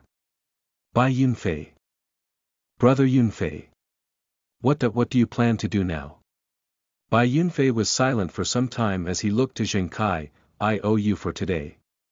In the future, I'll definitely return the favor many times over. Haha, that's not what I meant. That I only just wanted to say a few words to help you, that's all. Noticing that Bai Yunfei had mistaken his words, Zheng Kai waved his hands. What I meant was that you should try your best to appear in front of Xuanhuan again. Even though I was able to help you get out, I'll be leaving very soon. As soon as I leave, he'll definitely find an opportunity to seek trouble with you. In my opinion, you should leave this city. Bai Yunfei grew silent once again as he bowed his head to look at Uncle Wu's corpse. Thank you. He spoke after a long period of silence. Without paying attention to Zheng Kai anymore, Bai Yunfei left the alleyway with his head still bowed downwards. Today, you helped me. I, Bai Yunfei, will engrave this memory in my heart. When I become powerful, I'll definitely repay the favor 100-fold over. Zheng Kai couldn't help but shake his head with a sigh as he watched Bai Yunfei leave. Uncle Wu had once said that his family was located in one of the smaller streets to the south, not too far away from where Bai Yunfei was currently at. Fortunately for him, none of the main streets were here, so not many would see the fact that he was covered from head to toe in blood or the fact that he was carrying a corpse. If he had been seen, someone would have most likely brought him to the residence of the Lord Mayor already. After scaring away 3 or 4 random passerbys on the streets, he finally arrived at the location of Uncle Wu's house thanks to the trembling answer of the person Bai Yunfei asked. After handing Uncle Wu's corpse to the family there, he turned about and left the place without paying mind to the scared but begrieved people behind him. Returning back to his own home, Bai Yunfei washed off all of the blood on him and swapped into his only other pair of clean clothing. Taking a look at the home he had lived in for 18 years, Bai Yunfei left the place without hesitation. Underneath the dim moonlight of the night, Bai Yunfei could be found kneeling in front of his mother and grandfather's graves in one of the remote areas outside of Talis City. Just barely, he could be seen saying something in a low voice. And then I was helped by that Zheng Kai and left that place. Mother, that I understand now. If I don't want to be humiliated. If I don't want to be looked at like an ant. If I want to live freely. I have to have power so great that no one would dare provoke me. Mother. Grandfather said that I had to live life with a clear conscience. Uncle Wu died to save me. I have to get revenge for him. I'll definitely make that Zhang Yang pay the price for what he did. For Uncle Wu, for his granddaughter, and for myself. I've obtained a strange power. If I just study it, I know that I'll be able to use it to become stronger. Wiping away at his tears, Bai Yunfei stood up and prepared to leave when an elderly voice stopped him. Do you desire power? Who's there? The sudden voice had forced Bai Yunfei to leap up in shock. Swiftly turning around with the brick in hand, he turned to meet the mysterious person behind him. Oh. Your soul force has already started to awaken. It's still quite weak, however. There was a tint of surprise to his voice. Don't be afraid, my little friend. I won't hurt you. Thanks to the illumination of the moon, Bai Yunfei was able to see a kind-looking old man dressed in grey walk up to him. He had a friendly smile on his face as he spoke out in an equally kind voice. Who are you, and what do you want? Bai Yunfei immediately asked the two most important questions. Even though he felt no ill intentions coming from this man, Bai Yunfei made sure he was still holding onto the brick, though he relaxed just slightly. I've heard a good portion of what you said just now. I can see that your soul force is starting to awaken, so I presume this is the special power you mentioned, correct? However, I can tell you it's impossible to get revenge with this little iota of power. Your soul force is barely enough to qualify as a soul cultivator. That young kid from the Zhang is a middle-stage soul personage, but even he is far out of your reach. What I want to tell you is that I can help you grow stronger. I can help you get revenge. Are you willing to accept my help? At first, the old man had thought that the young man in front of him would grow excited at those words and the prospects of growing stronger, but why should I believe you? Heir. The old man was taken back for a moment before he spoke in resignation. What reason is there to lying to you? Very well then. I'll just make you believe me then. As soon as the old man finished speaking, Bai Yunfei immediately felt the entire area around them light up. A wave of heat immediately assaulted his face, and in the next second, a pyre of flames erupted in the area around the old man and him. But instead of these flames being on the ground, they were floating in midair. Illuminated by the flames, the old man smiled just slightly as he pointed at a boulder the size of a water jar not too far away. There was a slight rumbling sound before the boulder suddenly levitated up from the ground and into the air. Following the slight flexing of his fingers, there was a crackling sound before the boulder then shattered into dozens of pieces and fell back to the ground. The entire sight in front of him left Bai Yunfei in a dizzying amount of shock. By the time he regained his composure, he suddenly realized that he was floating in midair. All of these things happening one after another had sent Bai Yunfei into a flux. His mouth gaped wide open as he looked to the still smiling old man on the ground. It was only after seeing the astonished expression on Bai Yunfei's face that the old man returned a satisfied smile. With a wave of his hand, Bai Yunfei was slowly levitated back down to the ground and the flames around them started to shrink away. It didn't disappear completely, but rather, it turned into a fireball the size of a wash basin and floated off to the side as if the old man intended to use it for lighting. How was it, young man, do you believe me now? I'll say it again. I can help you grow strong. I can help you get revenge. Do you accept? Bai Yunfei's head lowered itself to the ground as he fell deep into thought. Eyeing the old man for a brief moment, he finally asked, "Are there any conditions?" Heir. Once again, the old man was taken back.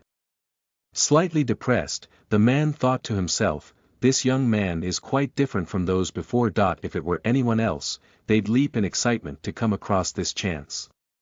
But he does the opposite. Well, this old man saw that you've a fine physique and talent. So I wanted to I don't believe it. Bai Yunfei interrupted. Heir.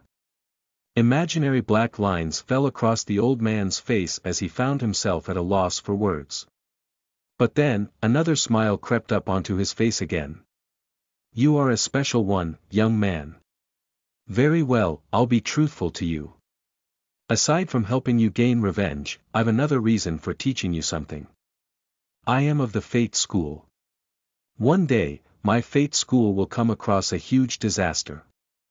I wish to help you now in the hopes that in the future, you'll come help my school when you become an accomplished person. What's the Fate School? Heir.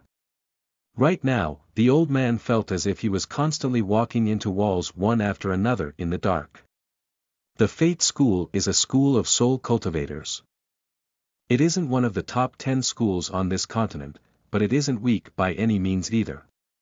Let me tell you something interesting. The Lord of the Zhangs, Zhang Jinshan, and his son Zhang Yang are students of the Glacial School in the eastern parts of the Azure Cloud Province. The Glacial School might be a small school, but it isn't something that you could possibly hope to fight against in your current situation. If you wish to take care of the Zhangs, you need to pay extra precaution in hiding your identity. As he thought about the old man's words, Bai Yunfei grew silent to take in everything. What are soul cultivators? In this world, every living being in this world is made up of a body and a soul. Tempering the body is something anyone knows, but even they can only become ordinary martial artists in the end. There are some that can hone their souls and empower their soul force. By using the soul to control the body, they can push their bodies to their limits. Some become able to use even the elements of the world and unleash a force unimaginable. These people who can train the soul are called soul cultivators. Based on the power of the soul force, soul cultivators are split into 9 different stages. Soul apprentice, soul personage, soul warrior, soul sprite, soul ancestor, soul exalt, soul king, soul emperor, and soul saint. Each stage is then split into 3 differing substages. Early stage, middle stage, and late stage. Improving one's soul force is a difficult task. Even Lord Xuanhuan of the House of Zhang is only an early stage soul sprite. The headmaster of the glacial school is only a middle stage soul ancestor as well. Your soul force is only in the starting steps to awaken. As soon as you awaken your soul force, you'll be able to sense the existence of it within your body.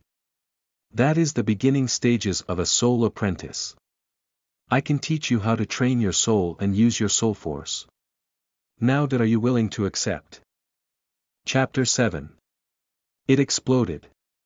You are listening at Novel Full.audio. This time, Bai Yunfei was far more direct with his answer. Holding out his hand, he spoke, "Give it to me." The curls of the old man's lips twitched ever so slightly and what seemed to be black lines fell down his face. Taking out a black ring from his robes, the man handed it over to Bai Yunfei. This is a space ring. Inside it is a storage area where items can be stored. When your soul force is fully awakened, you'll be able to transmit some of your soul force inside and take out the training exercise for your soul. Train yourself with this technique, and you'll be able to grow stronger. Grasping the object, Bai Yunfei inspected the ring for a while. He looked to the old man hesitantly, as if he wanted to say something. "What is it? Is there a question you wanted to ask?" The man smiled. "Do you have any money? Give me some." The old man handed over a bag of coins for Bai Yunfei to open. It was filled to the brim with golden coins, but he had only taken 2 coins from inside and bowed deeply to the man.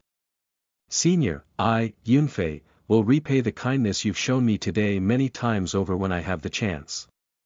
Watching Bai Yunfei walk farther and farther away, the old man's smile slowly faded away from his face. After a period of silence, the old man sighed. "Alas, this is already the 4th one. That will he be the one to solve the problems of my fate school? This young one is especially special. It's a shame I cannot interfere with his development too much. Little one, be sure to not disappoint me too much." Upon his return to the city, Bai Yunfei decided to splurge for the very first time in his life and rent out a room in an inn. "I haven't done anything at all yet and I've already have 2 debts to pay off." Bai Yunfei muttered to himself from on top of his bed as he stared up at the ring in his hand. Soon enough, a wave of exhaustion washed over him. It wasn't just his body that was tired, he was also exhausted mentally. As such, it didn't take long before sleep hit him. For Bai Yunfei, someone who has lived all 18 years of his life as a lowly peasant, the experiences he had today and the future path he'd be walking later was a topic far too serious. Let us then allow him to rest for the night.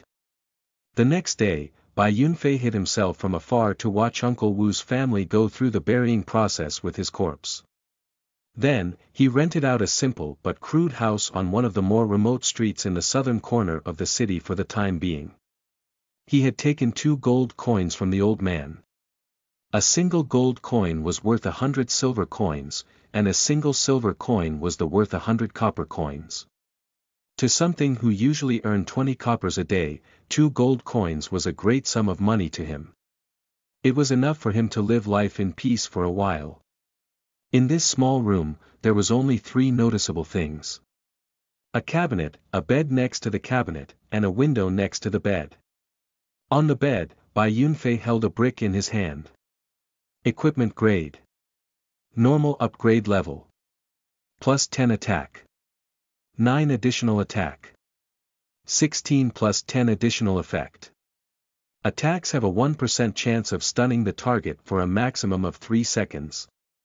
If attacking the head, the chance of stunning increases to 5%.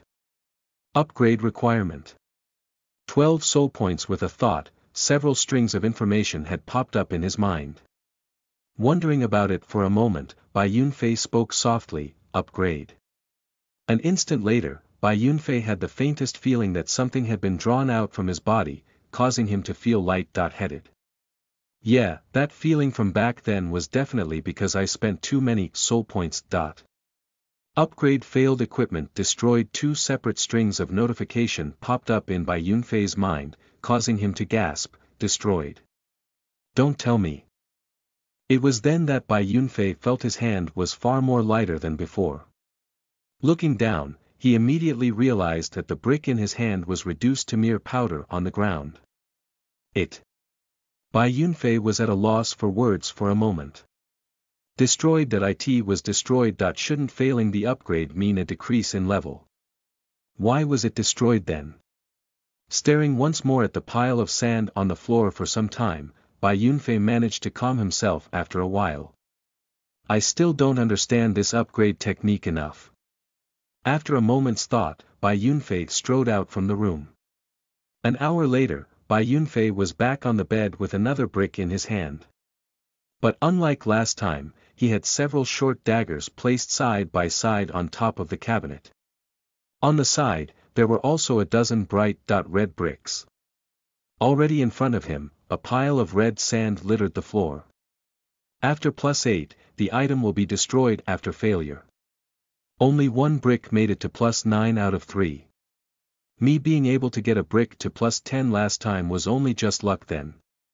Bai Yunfei thought to himself as he stared at the pile of red sand. Taking a dagger into his hand, he thought, well then, let's try this then. Not too long later. Upgrade successful. Equipment grade. Normal upgrade level. +8 attack. 21 additional attack. 18 upgrade requirement. 18 soul points. Bai Yunfei shook his slightly dazed head. Am I already at my limit? Let's do some experimenting then. Taking the dagger into his hand, Bai Yunfei made a small incision on his finger. Upgrade. And then Bai Yunfei fell on top of the pillow prepared for beforehand and drifted away to sleep. The next day, the warm sunlight was only just shining through the window and into the room when Bai Yunfei stretched out his arms lazily and sat up on the bed. I knew it. I knocked out after using all my soul points, but it comes back soon enough and can heal my body even of its wounds. That's why I woke up at the Colosseum without any of the injuries earlier that day. And that I feel stronger now. It's not my body though. I just can't describe this feeling, but if I'm not wrong, this must be because my soul points was increased after regenerating. Soul points. Maybe. Bai Yunfei picked up the dagger that had fallen from the bed. Equipment grade. Normal upgrade level. +9 attack. 21 additional attack. 23 upgrade requirement.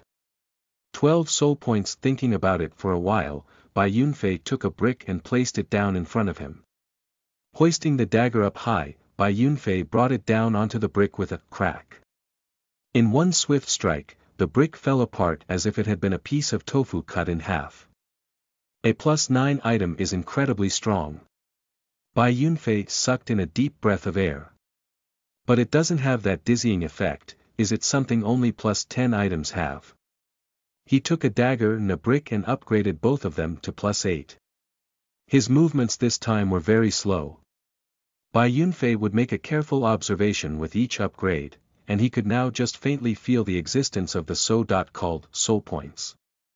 After one repetition of upgrades, Bai Yunfei could feel exhaustion start to hit him.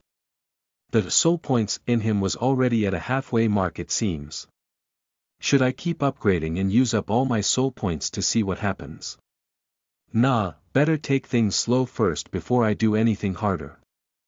I don't know if passing out like that will do me any harm, but it's best to try this once a day. It should be a lot safer. Putting away the daggers and the bricks, Bai Yunfei took out the space ring the old man gave him yesterday night. So this is a space ring. Why does it feel familiar?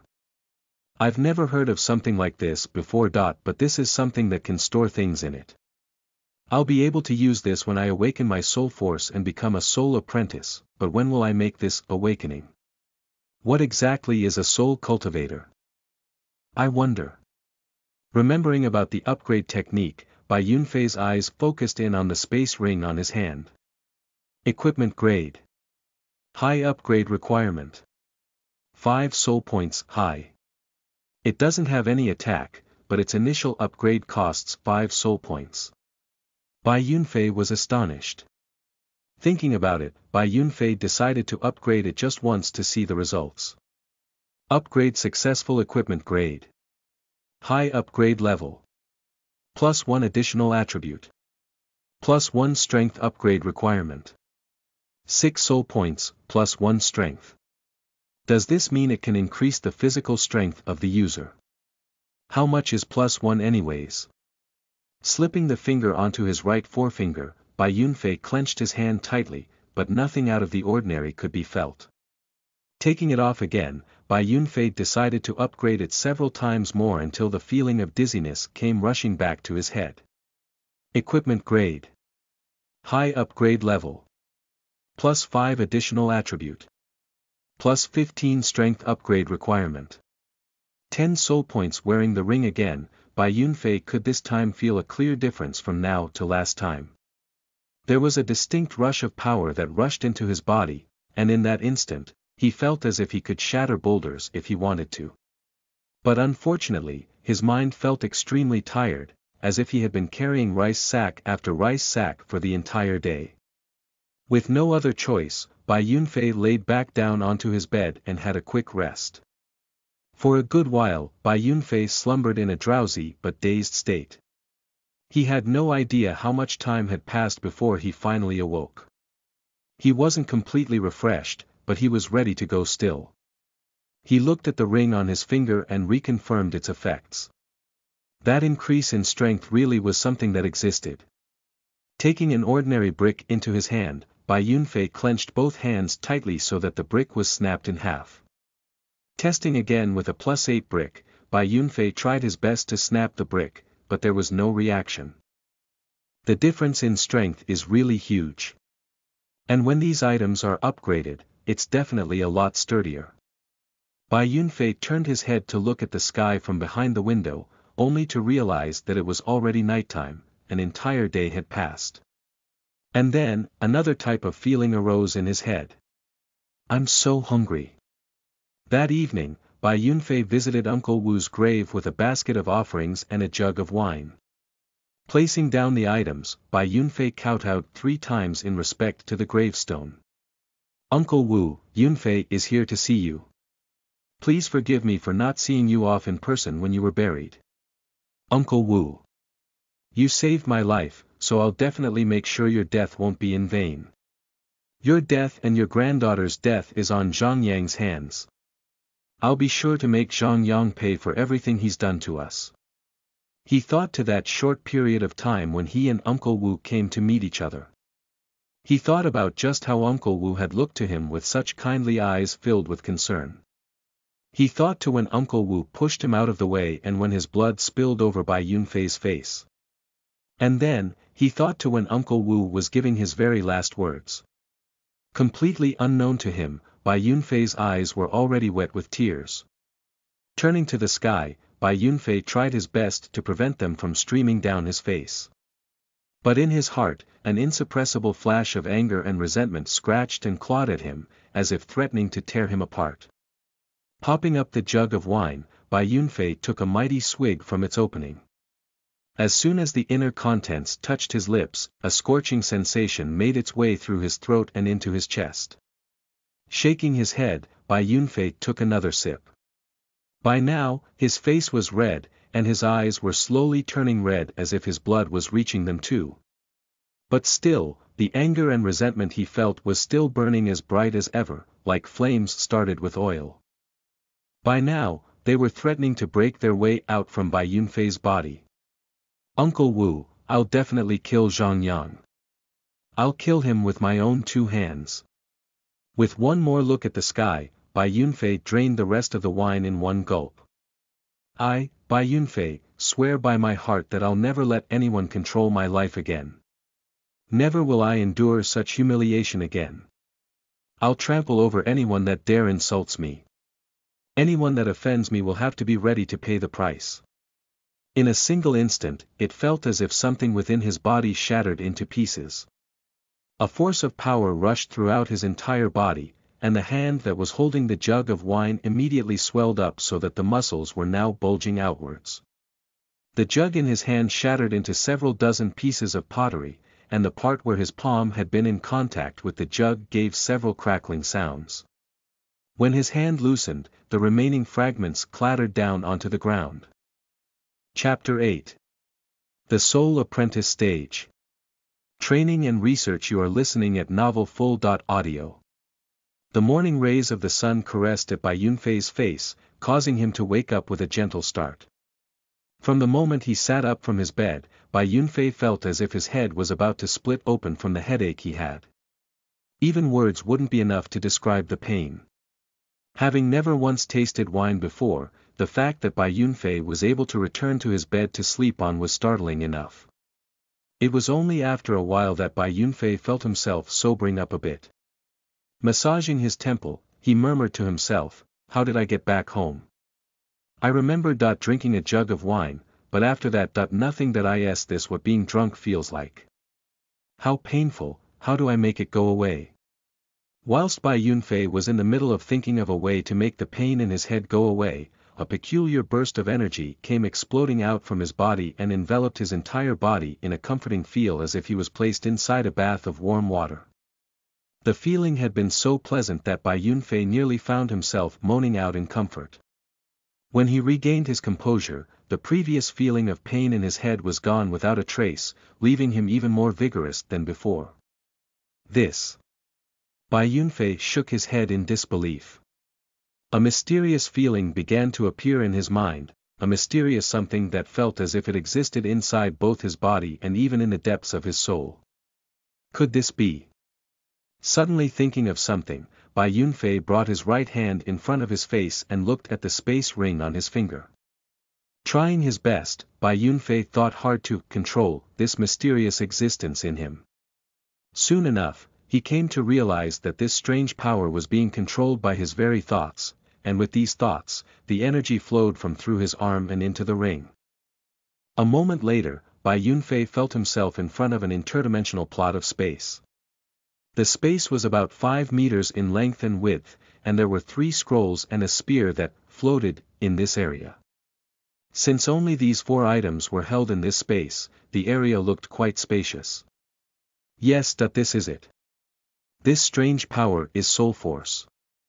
He wanted to take the spear out from this space first, but a strange outside force was wrapped around the spear, preventing him from doing so. The same had happened when he tried taking one of the scrolls. He was unable to do so. But when he stretched his hand out to try another, his hand immediately felt heavier when a gray scroll suddenly appeared in it. But yet the 3rd scroll remained untouched like the first one. Looking at this newly acquired scroll, Bai Yunfei could see that it was as long as his palm and as large as 2 of his fingers touched together in diameter. The scroll itself was made from some sort of unknown material that resembled cloth, but also like the skin of an unknown animal. It had no opening, making unfolding an impossible method of trying to open it. On the outside face of the scroll, a multitude of abstruse and complex symbols strung together like an unknown language was written on it. I can't open it. Then, should I use soul force? This time, Bai Yunfei was able to swiftly and smoothly control a sliver of soul force from his body and into the scroll. A string of information was immediately rushed into his head, causing him to feel slightly confused from the sudden torrent of knowledge. One by one, information continued to flow into his mind space, prompting him to close his eyes and recollect himself so that he could receive the information. The art of training the soul. The most basics of ways to train the soul. With this, cultivating and recovering the soul can be learned. The soul and body are inextricably linked to one another, as the soul controls the body and the body cultivates the soul. The soul is hidden within the body, and only a soul cultivator is capable of feeling and controlling the soul force.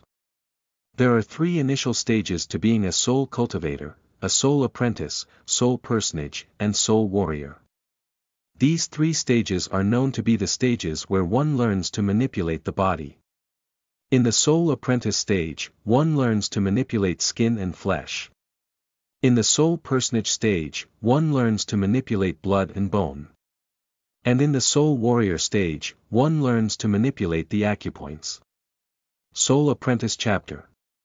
After a long period of time, Bai Yunfei finally reopened his eyes. Only in the soul apprentice stage does someone learn to manipulate their skin and flesh, but I can feel that there's still something more in this scroll. There has to be something about the soul personage and soul warrior stages and how they manipulate their bodies. Is it because I'm only just an early stage soul apprentice that I can't read ahead to the later methods? Stepping down from the bed, Bai Yunfei walked up to the pile of bricks he stacked earlier. There were 5 or 6 of them left still. Thinking carefully, Bai Yunfei clenched his right hand into a fist and concentrated heavily on it. Gradually, the skin and flesh of his right arm began to squirm slightly and expand outwards. Bulging and growing, the muscles started to rise up before his entire arm looked quite bigger and more powerful than before. With a grunt, he slammed his fist down onto the bricks. Boom! A loud but clear explosion resonated through the room with such clamor that the entire room shook a bit. "Hey, you there! What are you doing in my room? I'll warn you now, if you damage my rooms, I'll go after you with all I've got." A furious roar rang out from outside the room before the door was slammed open to reveal a bearded man barging in. As soon as he slammed open the door and peeked into it with just half of his body in the room, the man could see that Bai Yunfei was standing right in front of a pile of broken brick fragments. His right arm was bulging ever so much, and even then, a layer of red brick dust was noticeably covering his fist. "Yo, Conton, continue whatever you're, doing. I'll be on my way now." Stammering, the man carefully retreated out from his room and closed the door. Even with the interruption of the man, Bai Yunfei was so immersed in his thoughts that he didn't even take notice of him. The very first step to manipulation of the skin and flesh is already really strong if it can improve my strength by that much. Looking at the pile of broken bricks in front of him, Bai Yunfei began to feel at the soul force in him again. It was faint, but still, it was there. His heart skipped a beat. "Soul cultivators. I've finally become one. The promised day of revenge, I've gotten one step closer to it." Tidying up the room, Bai Yunfei had a simple meal to fill his stomach and returned to sit on his bed. Carefully looking at the space ring, he stored the remaining brick, daggers, and other items he had into it. Bai Yunfei had a deep fondness for this tiny little thing. It was really far too convenient. On top of his bed, Bai Yunfei held the space ring and thought to himself, upgrade. Upgrade level. +6 additional attribute. +19 strength upgrade requirement. 12 soul points. This is it. Soul points are the same as soul force. When he upgraded the item again, Bai Yunfei could feel that same feeling of energy being drained out from his body again. He didn't know what it was before, but now, he could clearly feel that it was soul force. Without stopping, Bai Yunfei began to upgrade the items several more times, with one failure. Upgrade level. +8 additional attribute. +33 strength upgrade requirement. 16 soul points. Since he didn't know whether or not a high-grade space ring could be destroyed after reaching +8 like a normal dagger, Bai Yunfei didn't want to venture the risk. In the case that it were to be destroyed, he'd have nowhere to cry to. Taking careful notice of his soul force, Bai Yunfei could feel that it was quite weaker than before. Taking out a dagger, he upgraded it to +8. Now, it felt as if he had used half of his overall soul force. Ceasing his upgrading, Bai Yunfei thought back to what was written in The Art of Training the Soul, and began to concentrate to circulate his soul force around the special passageways in his body and slowly make up for what had been used already. When he felt his soul force was fully recovered, Bai Yunfei continued to do as he was so that he could increase the amount of soul force he had. It was only when the moon was starting to rise that Bai Yunfei slowly reopened his eyes. Soul points are soul force. It can be recovered and increased through the act of training. Bai Yunfei shook the space ring on his hand so that several daggers appeared in them. Then that means the amount of soul force I have can be calculated by seeing how many soul points. What an intuitive conversion. Then, let's see. A moment later. Upgrade failed, equipment destroyed, damn it. Failed again. I didn't think it'd be so hard to get a +10 item. Bai Yunfei shook his head, I've already reached my limit. If I count the last upgrade, I've about 219 soul points left. Upgrade. When Bai Yunfei woke up the next day, the very first thing he checked for was for the state of his soul force. My soul force, it really did increase. Although he had his guesses, Bai Yunfei's guesses were now confirmed to be true. This feat alone was enough to make Bai Yunfei's entire body to tremble. After using the upgrade technique, the usage of soul force, also called soul points, allowed for the soul force to grow in capacity. What would this mean, exactly? This meant that in addition to training his soul force like how the other soul cultivators did, Bai Yunfei could use the upgrade technique to grow stronger. If anything, this method could be said to be a shortcut. A shortcut only he could use. Managing to calm his excitement down with some difficulty, Bai Yunfei began to summarize the results of his study on the numerical value of soul points. With the last upgrade, all of my soul force was used up, meaning I had 219 soul points. I can remember that when I first used the upgrade technique, I exhausted all of my soul force. At that time, it was about 0.60 soul points or so, 70 soul points at most. My body was pretty weak along with my soul force, so a strong commoner person should have 100 soul points maybe. The upgrade technique, the art of training the soul, and manipulating the skin and flesh as a soul apprentice. There's a lot that I still don't know about. For 10 straight days, aside from doing the most fundamental things to life such as eating, sleeping, or buying several items, Bai Yunfei would spend the rest of his time inside his room training and studying. With each experiment and careful study, he managed to earn an ample amount of information and experience. The very first discovery was about soul force. Each night when he used up all of his soul force, it'd grow by 10 points or so when he woke up the next day after. By now, Bai Yunfei's soul force was about 300 or so. Based on his number crunching, he was a middle-stage soul apprentice. In just 10 days, Bai Yunfei had reached the middle-stage soul apprentice stage. If any other soul cultivator were to learn about this progression rate, they'd feel so inferior that they'd slam their heads against the wall. As his soul force became more powerful, so did his manipulation of his skin and flesh. Since his soul force was growing rapidly, Bai Yunfei paid very close attention to his studies on the manipulation of his skin and flesh. If he couldn't keep up with his understanding of bodily manipulation, it would not bode well for his future. Right now when he tried to strengthen his skin and flesh with his soul force, his entire body grew stronger. Whether it was his punches, his speed, how high he could jump, or even how strong his defenses were, they were at least 10 times better than what they used to be as a simple commoner. It was already at the very limits of what the ordinary commoner could do or even achieve with their bodies. And then there was the upgrade technique. After many trials and experimentations, Bai Yunfei was able to earn some meager level of understanding with it. Apparently, anything could be upgraded. But the type of item that was being upgraded would differ in results after being upgraded. Offense-type objects like blades, swords, spears, staffs, and stones, they all had the potential to inflict damage. The numerical value of how much damage they could inflict was dependent on the power of the object in question, but it could be upgraded in damage afterwards. Defense-type objects like clothes, shoes, and hats. They all had the potential to gain defense.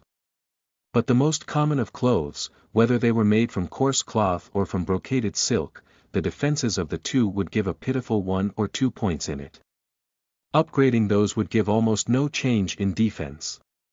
Then there were accessories such as rings and necklaces. Bai Yunfei bought a few of them to experiment on, and after they were upgraded, each accessory would gain a random attribute. There were 4 different attributes to his knowledge: strength, endurance, agility, and spirit. The first 3 were easy to understand, and the chances of any of the 3 from appearing was rather high. But the chances of spirit was not as high. Only spirit was capable of increasing soul force. Bai Yunfei had upgraded many accessories, but only one of them had been capable of increasing spirit, but even that one was destroyed in the end. But according to what Bai Yunfei could tell, aside from the high-grade space ring on his finger, everything else had been normal items, even when upgraded to +8. The vast majority of them gained only a few attribute points, practically nothing, and even after he tried upgrading them again, none of them reached the +10 point before exploding. On the 10th day, Bai Yunfei finally stopped his closed-door training session and walked out on the streets. There was a reason for that: he had run out of money. Chapter 9. Change. You are listening at novelfull.audio. In the past few days, Bai Yunfei had bought plenty of things to study and research the upgrade technique. The items in particular were the accessories he bought, items that weren't cheap even despite being the lowest quality ones. When it came to eating, Bai Yunfei wasn't as frugal as he was before. His body was malnourished from his previous lifestyle. Now that he needed to train, a proper diet was needed so that it'd match with his new lifestyle. He had used up all his money already, but Bai Yunfei had already a plan for that. Walking out onto the remote streets of his current residence, Bai Yunfei crossed over a series of alleyways and into the more bustling streets in the center of the city. "PL, please let me go, I've a wife and kids to feed with this money back home.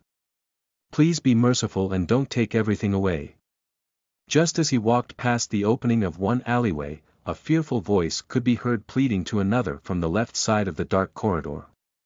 "Shut the hell up. You got any more valuables hidden away on you? Take them out or I'll snap your leg." A ruthless voice snapped in response. A series of chuckles seemed to follow after that. This was yet another act of the strong bullying the weak for money. Matters like this weren't uncommon at all in the city, especially in the more poor and destitute places in the city. The Bai Yunfei of before would often come across such an event, and he'd more often than not would have to fork over the daily wages he earned. Things like this would always happen in groups of 3 or 5, sometimes, they'd even carry weapons to make it even more impossible for the person to resist. To make matters even worse, no one would ever lift a finger to help another out. Bai Yunfei had a faint nagging feeling to leave, but even when his legs shifted slightly to turn away, a sudden sensation forced him to come to a pause. A dark shadow crawled across Bai Yunfei's face as he looked back to the alleyway. Haven't I managed to get rid of all my cowardice? Oh, come on Bai Yunfei. You're still thinking about running away. Before, you could have justified this by saying you were powerless. But if you run away now, could you still say the same without guilt? Even if all sorts of bullshit injustice happen in this world, we can't sit by the side and watch as one happens right in front of us. Walking into the dusky alleyway, Bai Yunfei was quick to see the situation in front of him. 3 fiendish middle-aged surrounding a skinny middle-aged man. Each of the 3 men were holding a dagger, and one of them was holding a money bag while simultaneously frisking the skinny man. Rather than hiding himself, Bai Yunfei strode into the alleyway. The middle-aged man surrounded by the 3 others had been the first to notice him. His face lit up at the sounds of incoming footsteps, but when he saw that the owner was just an ordinary young man, his mood deflated almost instantly. On the other hand, the 3 middle-aged men were at first startled by Bai Yunfei's appearance. But when they saw just who the newcomer was, they all let out a sigh of relief. Giving each other a look, they all began to laugh out loud. Ha! So there's even people who'll come up to us willingly. Hey kid! Consider yourself unlucky to meet us. Hurry up and take out all your valuables and we'll let you leave. One of the three stalked towards Bai Yunfei with a cruel look on his face. Another one quickly moved to behind Bai Yunfei so as to block Bai Yunfei's means of escape. Perhaps it was because of Bai Yunfei's nonchalant expression that unnerved the man, but he raised the hand holding a dagger to wave it menacingly at him. Hey brat, did you hear me or not? Hurry up and take out your valuables or you'll regret it. Bai Yunfei was no stranger to people like him with attitudes like this. He knew that hesitation like the type he had before would only result in the other man beating him down without mercy nor hesitation. Of course, his money would be taken as well. There was a difference to this even today, however.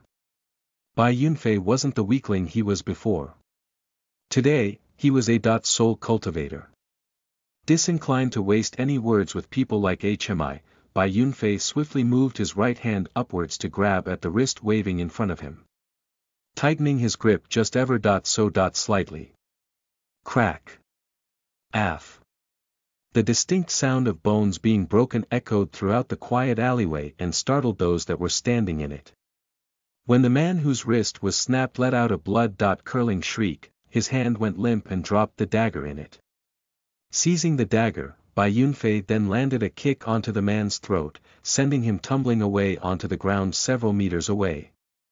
The victim clutched at his wrist while curling up in a fetal position to moan in anguish. Third bro.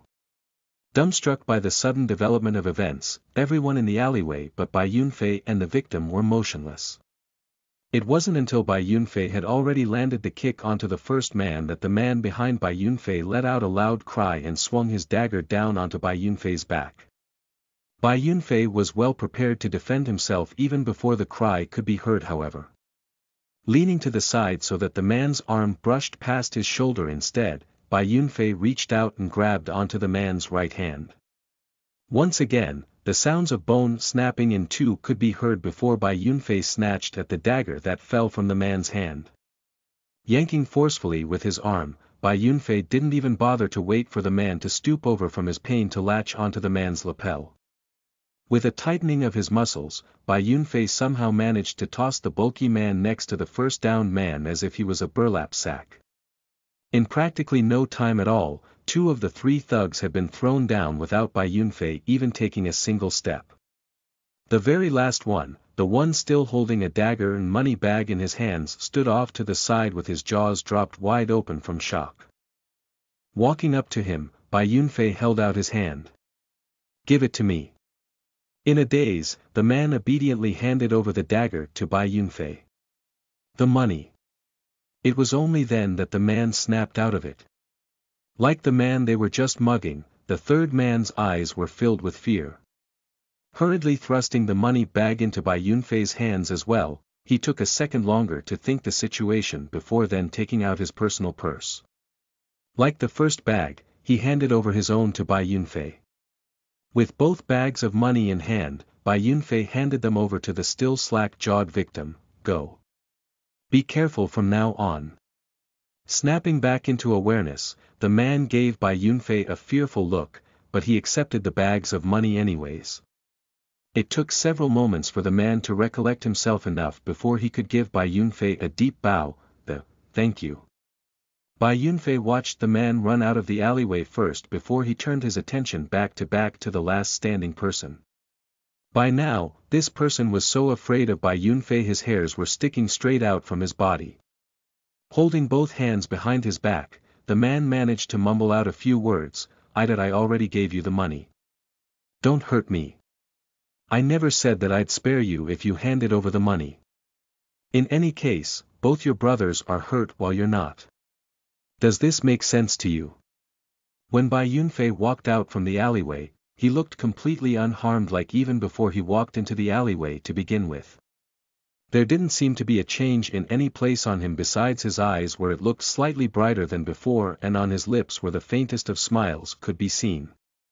When that victim from earlier bowed to him and said, "Thank you," Bai Yunfei felt the walls that had been built around his heart come crumbling down. This was a sensation that made him feel even more happy and even more understanding. So, this is what it feels like to help another. The treasured armory was the best weapons store in the city. All sorts of high-quality weapons adorned the interior of the store, and many of the most wealthiest liked to shop here, whether it was for their gaudy nature or for their sharp armaments for battle. Entering the place, Bai Yunfei walked up to the counter to talk to the shopkeeper polishing a dagger. "Boss, I'd like to sell a weapon." Looking up to cast a brief glance at Bai Yunfei, the shopkeeper dropped his head back down to resume polishing his dagger. "Go to another store, we don't buy bad quality goods here. You should take a look first." Bai Yunfei dropped a dagger onto the counter. This was one of his +9 daggers. Based off of the current sharpness of the dagger alone, he should be able to sell it for a decent sum of money. He actually had a few +10 daggers, but he wasn't so stupid as to sell them off right now. Looking up to examine the ordinary-looking dagger on the countertop, the man began to speak rather impatiently. "It's just an ordinary dagger, what else is there to it? The smithy next door sells one for 20 coppers. Kid, you trying to start trouble here or what?" Bai Yunfei didn't feel like getting into an argument with the man, so instead, he took the dagger and held it above the counter so that the tip was facing downwards. When the dagger was about 30 centimeters above the surface, he let it go. Tzk.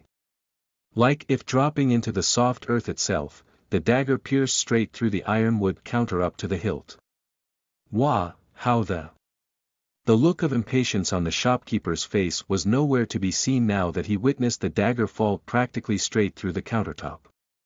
In his shock, he spoke, "How could a sharpness like this be possible?" When Bai Yunfei pulled out the dagger, the shopkeeper took it into his hands and examined it studiously. Taking out a test already marked with cut and stab marks, the man swung the dagger at a relatively unmarked area, only for the test tone to split into two. "But how? How is this possible? From the make of the dagger alone, this shouldn't be anything more than your average dagger. There doesn't even seem to be anything special to the material at all either." Rather impatient, Bai Yunfei tapped at the countertop so as to break the shopkeeper out from his examining stupor. "Will you buy it or not? I'll go to another store if you're not." Startled by Bai Yunfei, the shopkeeper then realized that the young man in front of him was here to sell the dagger. Re-evaluating him with a more insightful eye, the man began to smile and laugh. Little brother, how much do you want for it?" Bai Yunfei narrowed his eyes. He didn't know just how much these were supposed to cost. "Name your price and I'll see if I want to sell it." The smile on the shopkeeper's face deepened a bit. "Little brother, you must be in an urgent need for money, am I right? I'll do you a favor and buy this dagger, but..." He talked as if buying the dagger was but an act of kindness to Bai Yunfei at first, but his words then took a sharp turn into a different topic. "Little brother, you should know yourself that my treasured armory sells only the highest quality weapons. Those who buy my weapons are all people of importance. This dagger of yours, while quite sharp, is of ordinary make. There's nothing else special to it. If I were to buy it, I'd probably not be able to sell it. Take a look at that dagger over there, the work of, that's enough.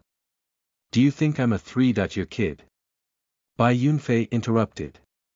The fact that the shopkeeper was getting more and more excited as he spoke was angering Bai Yunfei so much that he just had to stop him from saying any more bullshit. What the shopkeeper was trying to do was try to disparage the quality of Bai Yunfei's dagger so he could drive down the price even more.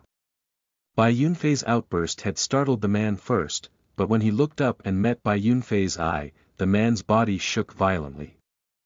He staggered back several steps, stopping only when his back bumped into the rack of weapons. "You, no, sir, might sir be a great soul cultivator?" The shopkeeper gave a slight stammer. "Oh. How do you know that?" Bai Yunfei was taken back. Were soul cultivators that easy to find out? "Sir, soul cultivator, please forgive this one for being so blind. Please don't bother to argue with a lowly person like me." Having Bai Yunfei's confirmation, the shopkeeper was now bowing to him non-stop with his mouth uttering apologies again and again. The shopkeeper was an ordinary person with no skill or talent to his name. Because of his inability, he held soul cultivators in awe. When he first opened up his store, he was able to get into contact with the sons to several of the more wealthier families. Many of these families weren't lacking in soul cultivators, even if they were mere soul apprentice or soul personages. To the eyes of commoners like him, these soul cultivators were still a high and mighty existence. Soul cultivators trained their souls, a powerful entity that all commoners believed to be something that exerted considerable pressure on them. Back when Bai Yunfei was glared down by Zhang Yang, the look both he and Zhang Zhinshan gave Bai Yunfei had been accompanied by a suffocating amount of pressure. When the shopkeeper's eyes made contact with Bai Yunfei's angry eyes, there was that same amount of pressure the man would normally sense from a soul cultivator. Cut the crap and tell me the price of this dagger now. Yes, that I won't lie to you, Sir Lord Cultivator. This dagger would be worth 3 golds at the very least. I've 4 daggers, for 10 golds, they're yours. By the time Bai Yunfei walked out from the store, he was in an elated mood. Never did he think that plus 9 daggers would be sold for such a nice sum of money. With this amount, he wouldn't have to worry about his expenses for some time. Now that he had money, Bai Yunfei was determined to go out and buy several more things so he could study the upgrade technique even more. Junior Lu Meng, I've heard that the Treasure Pavilion has a new arrangement of jewelry. Why don't we take a look? Maybe you'll find something you'll like. From behind, the sickeningly familiar voice of someone trying to curry favor with another made its way to Bai Yunfei's ears. Coming to a halt right beside a fruit stand, Bai Yunfei's body grew as rigid as a plank of wood. Shaking slightly, Bai Yunfei's eyes started to see red. Zhang Yang.